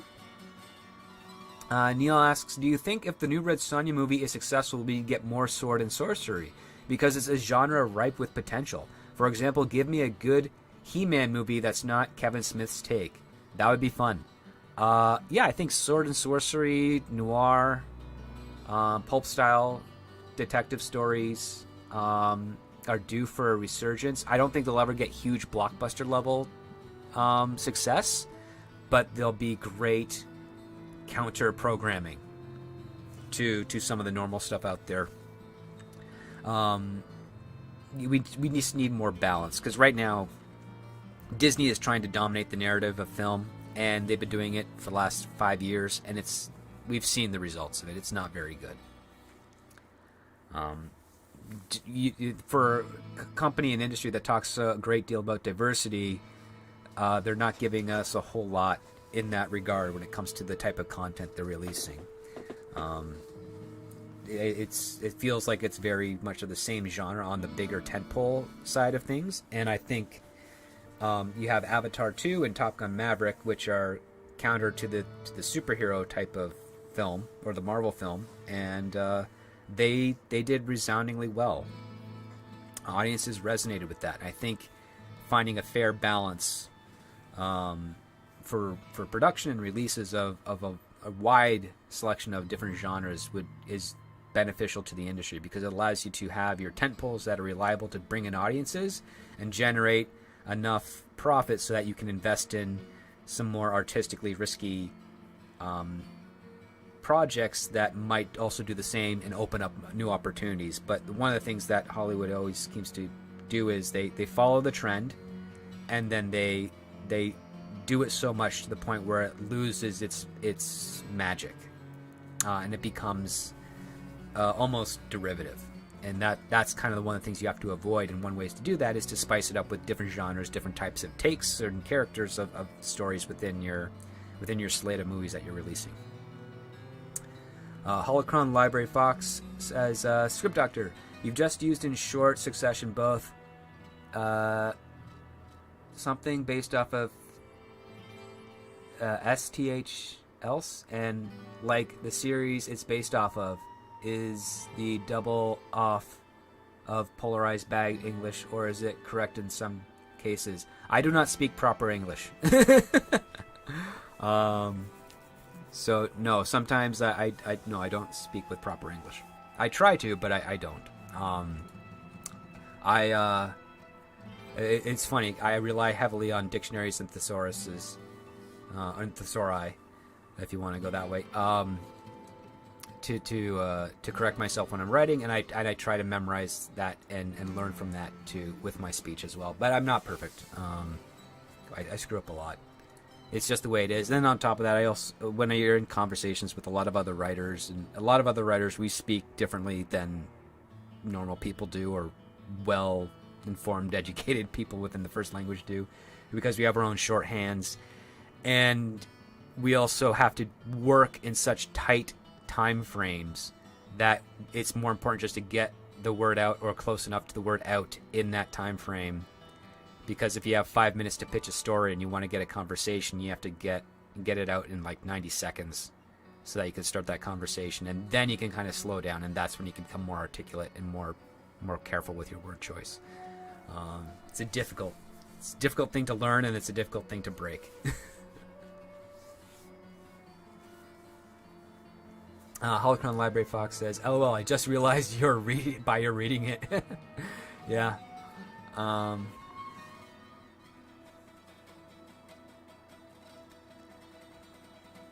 It just sounds wrong. No, you're right. It does. Oh yeah. Mauro Blundell says, "Script Doctor, will you be watching the Barbie film?" I don't know. I do not know. Maybe. It depends what the next trailer is like. Abdelia says, "It's like the gaming scene. A lot recent titles tend to be similar tones and gameplay styles. The mid-budget game for a long time vanished, and it was only hyper-expansive AAA games."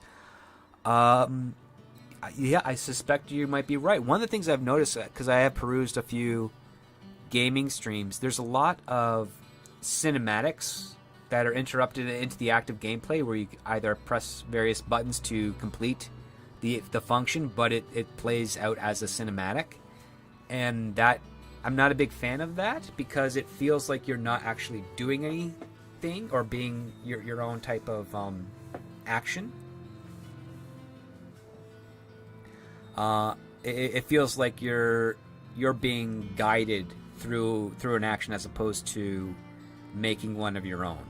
Like, I always think it's really fun in some of those earlier third-person action games where you end up defeating the villain by the skin of your teeth, and not because you pressed a specific combination of buttons that the screen told you to press in order to do that. I wasn't a big fan of that when they did it with some of the Arkham games and some of the Spider-Man games. But I'm trying to remember, what was a game like that where you could get away with the skin of your teeth? Valheim is one like that. I like Valheim's gameplay. They don't have you have to click a certain button in order to win. Specifically, you can dodge, run away, wait, then jump back in later and not really lose anything. Neil says, for me, I find a lot of modern Hollywood politics aside, they are leaning so much into postmodernism, and it's gotten stale and boring. It's why Maverick was so successful. It was a feel-good movie. It was also a mentor and trainee, pupil, father-son type of pseudo relationship as well. It dealt with regret, anger, and reconciliation. Those are great themes to have with movies, and it made it a little bit more timeless. And they went with a very reliable plot, which is a Star Wars plot, essentially. Drop the torpedoes into the exhaust port, and the only thing that they did is they kept Obi-Wan in there as the leader, part of the actual mission. And that would be Tom Cruise's character of Maverick. But it was cool. I thought it was decent. Holocron Library Fox. I grew up in Germany. I've been to Germany a few times. I've enjoyed it. Food is great. Beer is pretty good. I remember I was there on a project, and then I got invited to go to the BMW plant. They had a tour, and that was fun. That was fun. I got to see some cool cars. I believe the main building we went into, it looked like a 4-cylinder engine, if I'm not mistaken, or at least that's what they were trying to convey to me. It was fun. Abdulio says, now AA games are making a comeback with indie devs making games calling back to classic games like old school CRPGs or old school shooters. Lots of experimental games coming from PC. That's pretty cool. I would love to be able to help write and craft a PC game. I think that'd be a lot of fun. Probably a lot of work because I've never done it before. But I would love to write a story and have a game be worked around in that universe. Awesome one. Do you speak Candid-Nadian? I could, maybe. Don't always. Neil, QuickTime events. God of War did it well, and everyone copied it and did it horribly. Okay, so that's what those things are called. QuickTime events. That's not to does that step on the copyright or trademark of Apple's QuickTime? Their media player. Abdulio says, yes, Sony loves that type of movie game where it's a lot of walking, talking, and pretty graphics and cutscenes, minimal gameplay. Basically, you're playing a menu to get to next scene. Yeah, that doesn't feel much like a game. Awesome one. I like the games that use your character model in cutscenes. Cool. Oh wait, there's another game. I have a lifetime subscription to it. It was a birthday gift from my sister way back in the game. It's called Champions Online. That was fun. You can make your own type of superhero. That superhero model is used in the cutscenes, and you can craft your own power sets and costumes, and yeah, that was pretty fun. I might jump back into that again if it's still running.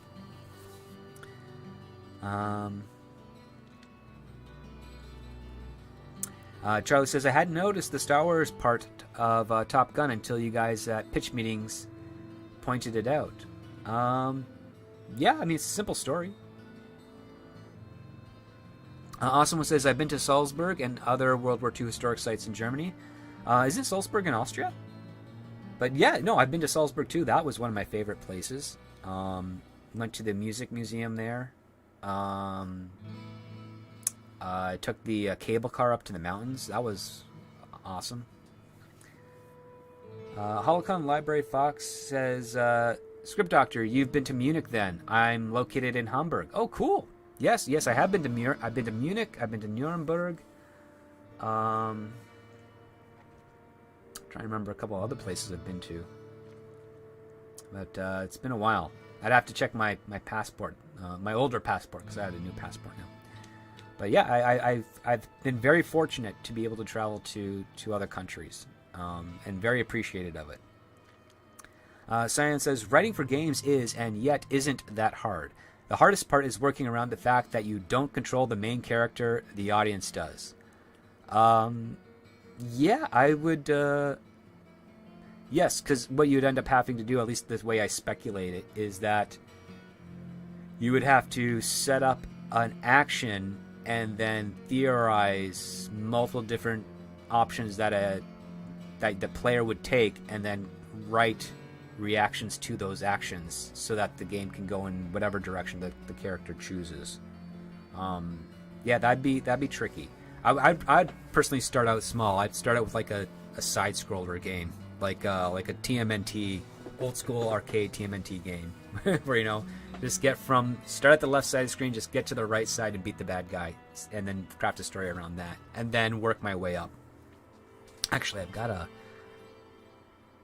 my friend's got a property that'd make a really great game. I should talk to him, see if he wants to do that. Work together on that. That'd be fun. I think you guys would like it. Can't pitch it though. I like how you guys are getting the gears spinning in my head.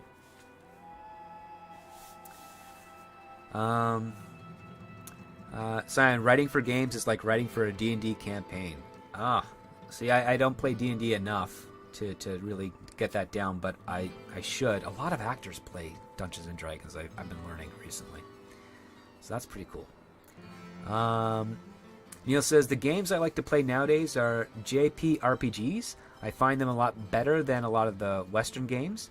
Though Ghost of Tsushima, if I'm saying that right, Ghost of Tsushima was neat. A neat AAA game. Yes, Salzburg is Austria. Okay, good. I'm not wrong there. I'm okay at geography. If I've been there, I usually retain it better. Let's see. Abdulia says Valheim is one of the games coming from the recent boom of AA games. Such a game couldn't be made a few years ago, but thanks to alternative methods of funding and publishing, made that game possible. Yeah, I really enjoy that game. I'll be playing that again if I've got some free time coming up this week. Last 2 days, I went online for a little bit each time, just to get some monotonous stuff done out of the way, and I should have recorded that and streamed it for you guys because some interesting things happened.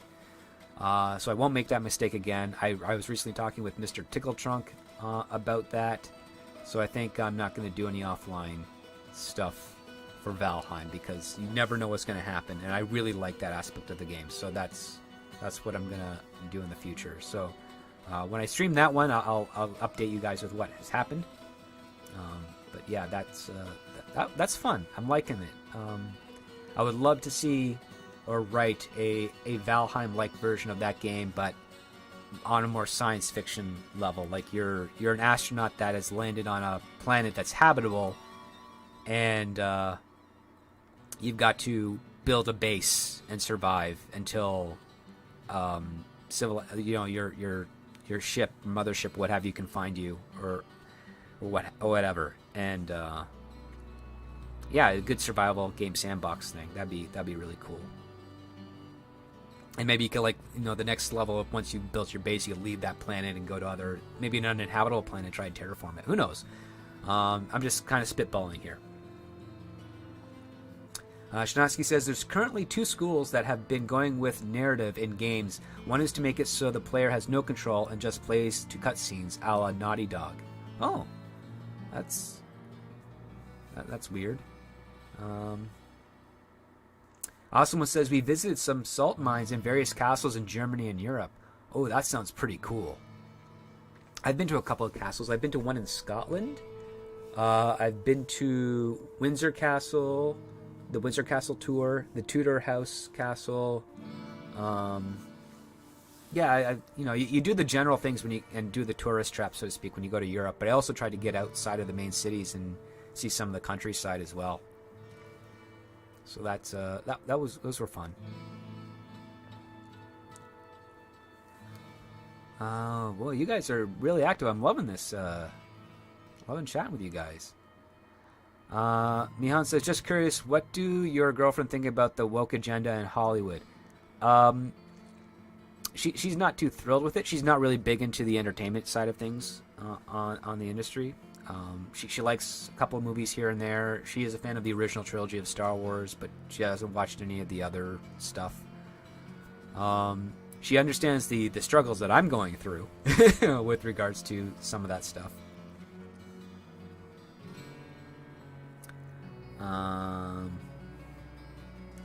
So that's what it is.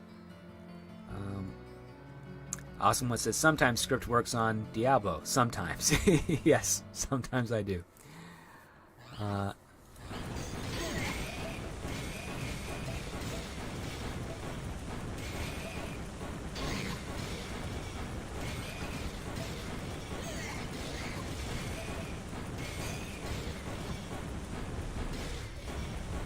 enough mana. Fix that. There we go.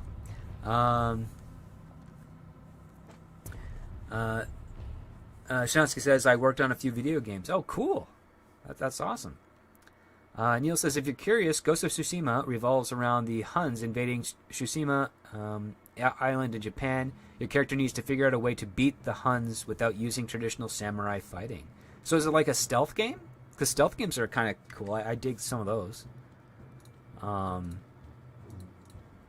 I dig any game that has a stealth option, because I think stealthing is fun. It's like being able to sneak around like kind of like a thief or like Batman or something of that nature. I think that's pretty cool.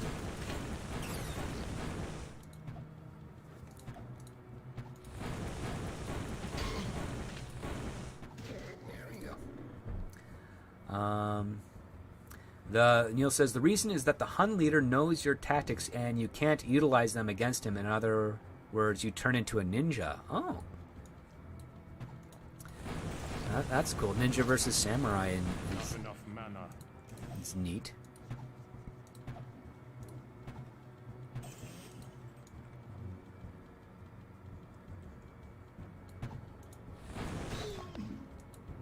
Not enough mana. Oh, and we'll just hit you with the staff. There we go.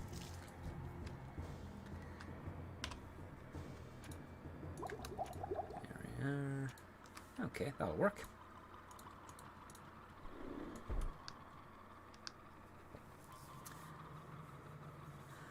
Joey says, Adam West, Robinson Crusoe on Mars. I've seen that movie. Adam West is barely in it. He is not the main actor in that film, but I have seen it. If I remember correctly, I think they have like sausages that grow out of the water in that film, if I'm not mistaken.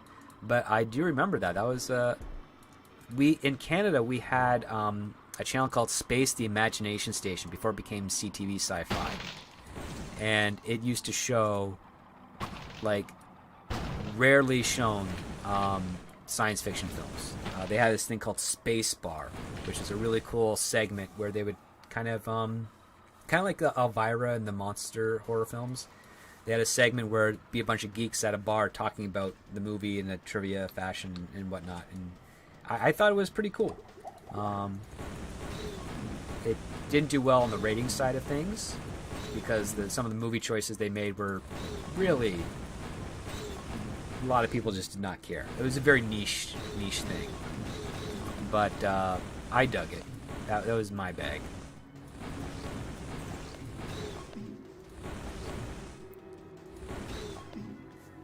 Okay. I don't want the skull cap. There we go.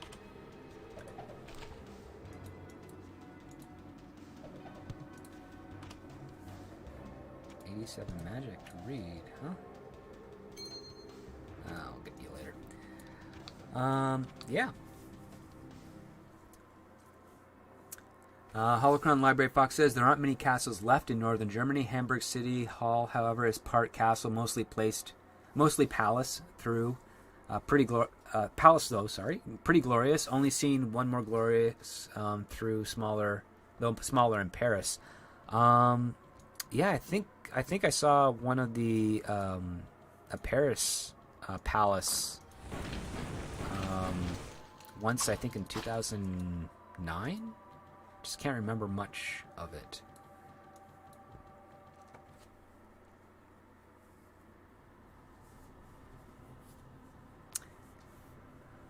Let's see, here we go.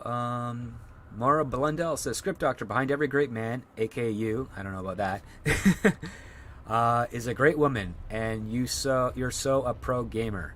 I have so little knowledge about most video games. I don't know if that's fair to say, but I do like playing some here and there. And now that we've found this waypoint, let's identify the stuff, clear out the inventory, and we are going to call it a day. Hello, my friend. Stay a while and listen. Because we got the Magic Rocks quest to do. Ooh, this is not bad. Firebolt charges 61. That's less than what I got, but that's okay. There might be some value to that.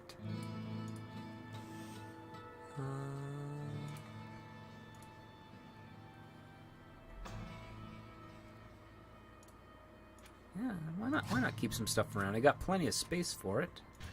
Not that though. And let's see, magic.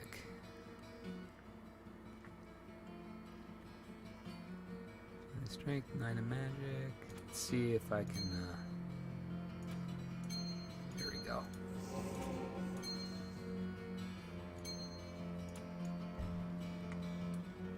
Well, what can I do for you?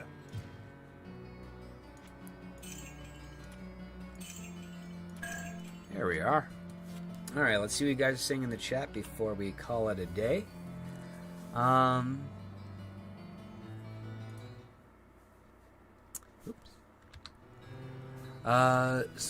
Oblilia says, much like Hollywood and gaming, the original classics tend to be better than the new entries.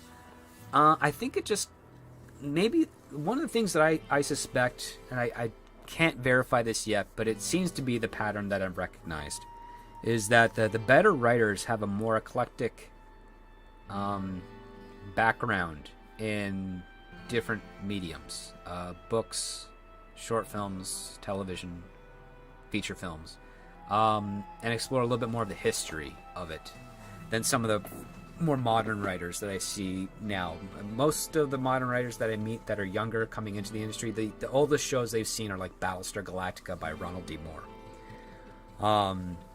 They haven't seen much of anything from the 80s or 70s or 60s, which is weird, because the people that were writing in those decades had to learn more about various other parts of the world and then find interesting ways to play with them in their fiction and interesting ideas to explore. And you don't get that now. And one of the things that I kind of noticed, because just earlier this morning, I dropped an article on my Patreon where I analyzed the script of that 90s show pilot versus what they broadcast on Netflix. And there are some better things in the script that they cut out for the pilot in Netflix, but there's also some good things in the pilot that was not in the script. So, and I talk about this because you'll probably hear other screenwriters say this on social media or YouTube or what have you. They say that writing is an evolutionary process, and I don't think evolutionary is the best word.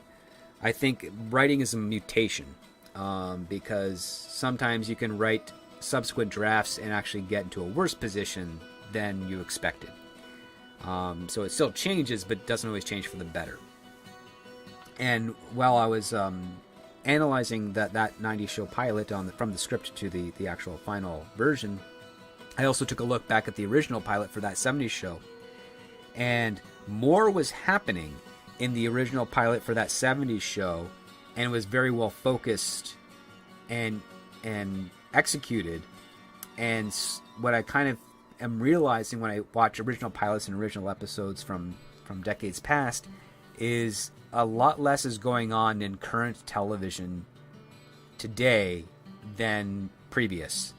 And I think what ends up happening is that the lesson of keeping it simple has been convoluted, has been interpreted in a convoluted way, where they focus on one principal story with very, very sparse B and C plots, where In other older pilots, it seems like there was a more balance in time where the B and C plot were interwoven with the A plot, but still kept their own thing. They weren't so isolated and they weren't so brief, but they were kind of run through, or they were done in stages where each act would be its own objective to get to the next objective.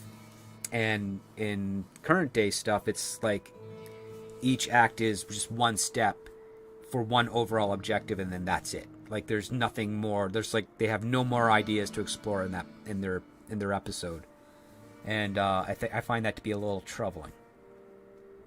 So that's something I'm still exploring more of, because I want to make sure I get all my examples lined up correctly.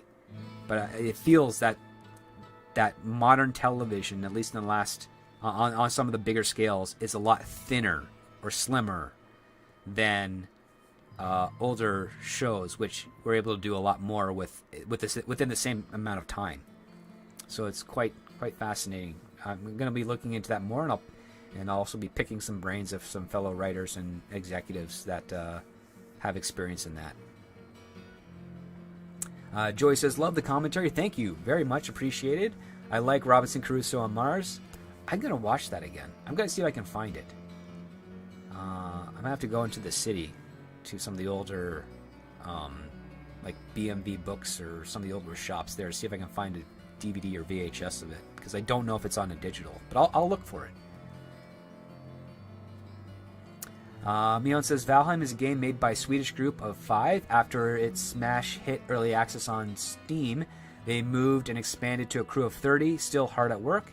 Yeah, it's fantastic. I'm digging the game. Maura Blundell says, Script Doctor, your girlfriend sounds like a goddess and a down-to-earth lady. You're a lucky man. I think so. We'll see how that goes. I'm happy now. I would very much like to go on a proper vacation out of the country with her. I haven't been able to do that since we started dating. Abdulio says, older games tend to have a much more fleshed out worlds and thoughtful mechanics nowadays. The writing and world building is sloppy and gameplay is simplified to the point of baby's first game. I'll take your word for it on that. I haven't played, the most modern game I kind of played was Valheim. I then played with Tom and some others the Teenage Mutant Ninja Turtles side-scroller game that was recently released, the Shredder's Revenge, I think it was. An older game I played, I haven't played in a while, because I used to play with my sister, was two games I played with her. One was Star Wars The Old Republic, and then the other one was Project Zomboid, and I might get into that down the road, because that's a fun survival game where zombies are coming at you at all directions. That's pretty cool. Might do that in the future. Abdelio, let's see. Sorry, Neil says Paul Chato made a good point that the immediate feedback loop with audience for network TV and commercials breaks really helped focus a lot of writers to make their episodes count, the good ones. That's why we have the structure we have. When you're writing a television show that's on broadcast television, you have to end every act on a cliffhanger so that people will stay through the commercials and see what happens next. And the cliffhangers have to be really good, and you have to do a really good setup. And it's basically you are competing for their attention. And right now with the way things are going on the streaming side of stuff, it's like they don't care about competing for your attention beyond getting that initial subscription fee for that month. So if they can, it seems like there's a mentality going on with the streaming side of things where if we can just retain the subscribers for that month, we win.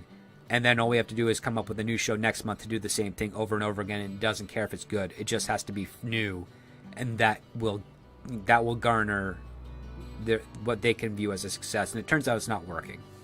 I suspected this type of thing occurring when Netflix started doing their Netflix originals and the binge model. I was looking at it and thinking, this is just another form of cable package. It's going to work the same way. And it's going to collapse in on itself because people aren't going to want to do that. But if you can find an on-demand version of a network formula, that is better, because you're not worried about competing for schedules, but you are still trying to compete for attention. And the network model of using paid advertisers to essentially pay for your services, your broadcast and your productions, is the best formula, because it's an outside source of revenue that you can charge more. You can actually bid to compete. So if you have a really great show, you're going to have a lot of advertisers that want to broadcast their ads in the commercial spots of your show. And if you are the broadcaster or the affiliate, you get to set the price for what that slot's going to be.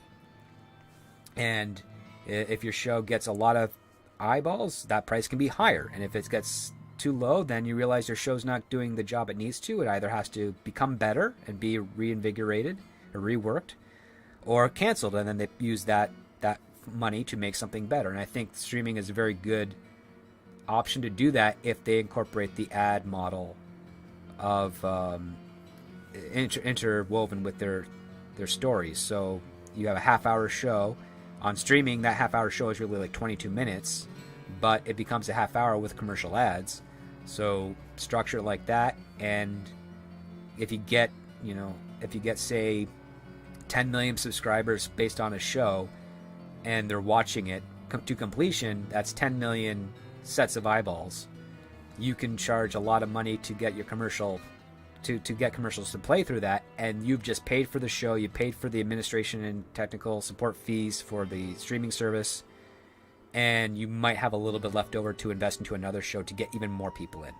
And I think that's probably the way it's going to be. I think the future of television is going to be on demand with a network model, as it was for the last 80 years ish, almost 80 years.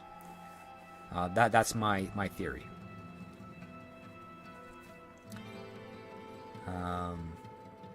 Abdulia says, you nailed it. Bethesda's motto is KISS, keep it simple, stupid. That's a Hollywood model. It started there first, and it's hurting their games. Elder Scrolls 5 Skyrim is a far cry from 2. Oh, okay. Abdulia says, you're playing old classic and the new indies, so remaining gems, modern AAA games have gone stupid. They just haven't interested me, but I'm sure they're out there. I just started SWTOR again. Cool. Shinotsky says, I was with you in that TMNT stream script. I think, yeah, you were, weren't you? That was a while ago. I want to do another one of that with Tom and them. That was kind of fun. Charlie says, are there any plans for a Toronto meetup? I don't know. I mean, I don't travel into Toronto that often. But maybe. I don't know. That all depends. I don't even know what we'd do. Or where we'd go yet. I'll think about that. But I'm not going to say it's not in the cards, but I'll think about that. Abdulia says, the original father of Elder Scrolls left Bethesda because of the direction they were going after the third entry. Oh. I mean, that happens. Creative differences. It makes sense. Holocron Library Fox. People's minds have gotten so immature, they're next to incapable of holding more than one thought at any given time. It's not only in writing, it's everywhere. The trying times ahead will teach many. Focus has always been a problem for a lot of people. Even when I was a kid, there was always a handful of my classmates that just couldn't focus on anything. Some were given medication. The ones that actually did end up focusing were kicked out of class and were supervised to basically just tire themselves out on the playground. And we felt it was really unfair. But we had this really cool teacher, older guy, and he did that. And then the morning class would be kind of hectic, but then after lunch, after he made a lot of us run around for hours on end, well, not hours, but like, a good hour and a bit, we'd be calm for the rest of the day and be able to learn. And we did, and it worked. So that was, I think that can work for a bunch of people, and for the ones that it doesn't work, explore other options. But yeah, getting focus is a hard thing to learn at a young age, and some people that they don't learn it as a young age, they never learn it, and that's kind of tragic.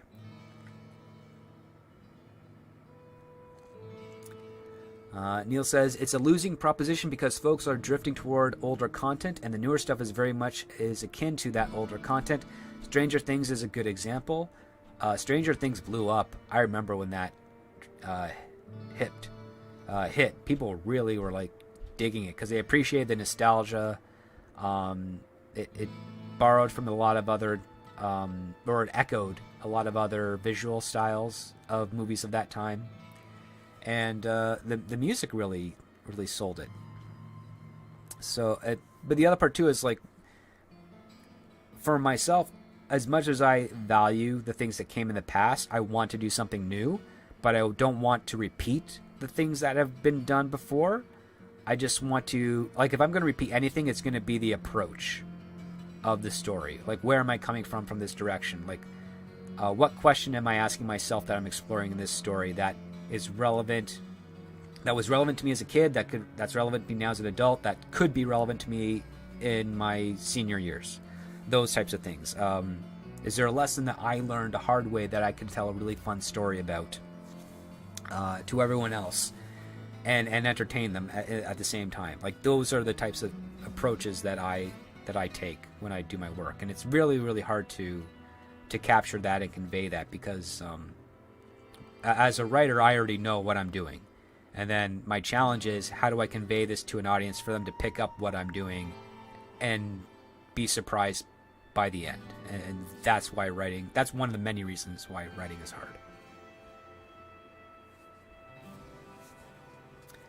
hard. Joey says, laugh out loud. Script, be careful about meetups. Minor YouTubers have so much more pull than they ever imagine. Okay.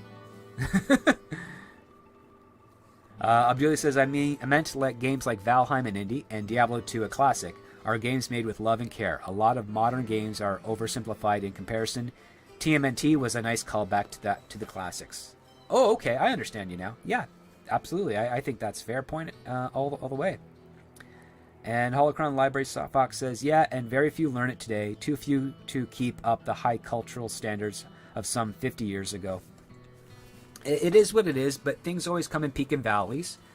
One axiom I have learned is that the alternative will always become the mainstream, and because it needs that to survive.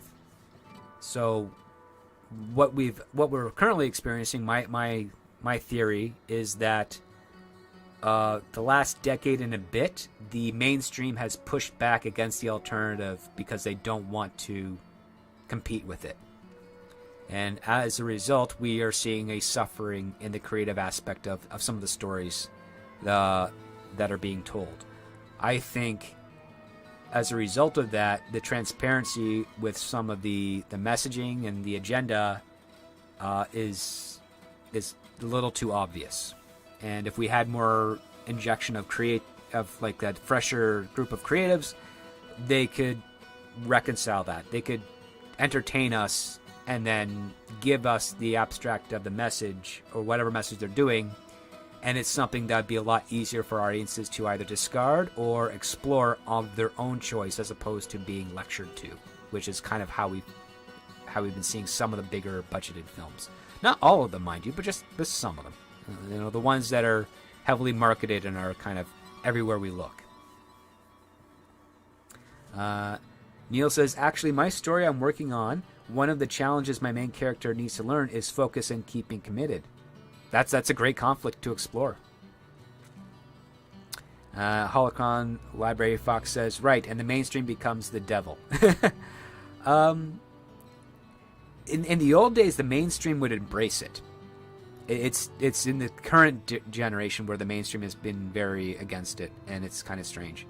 But yeah, it's 20 to 8. I think there's going to be a stream with Tom on the weekend wrap up tonight.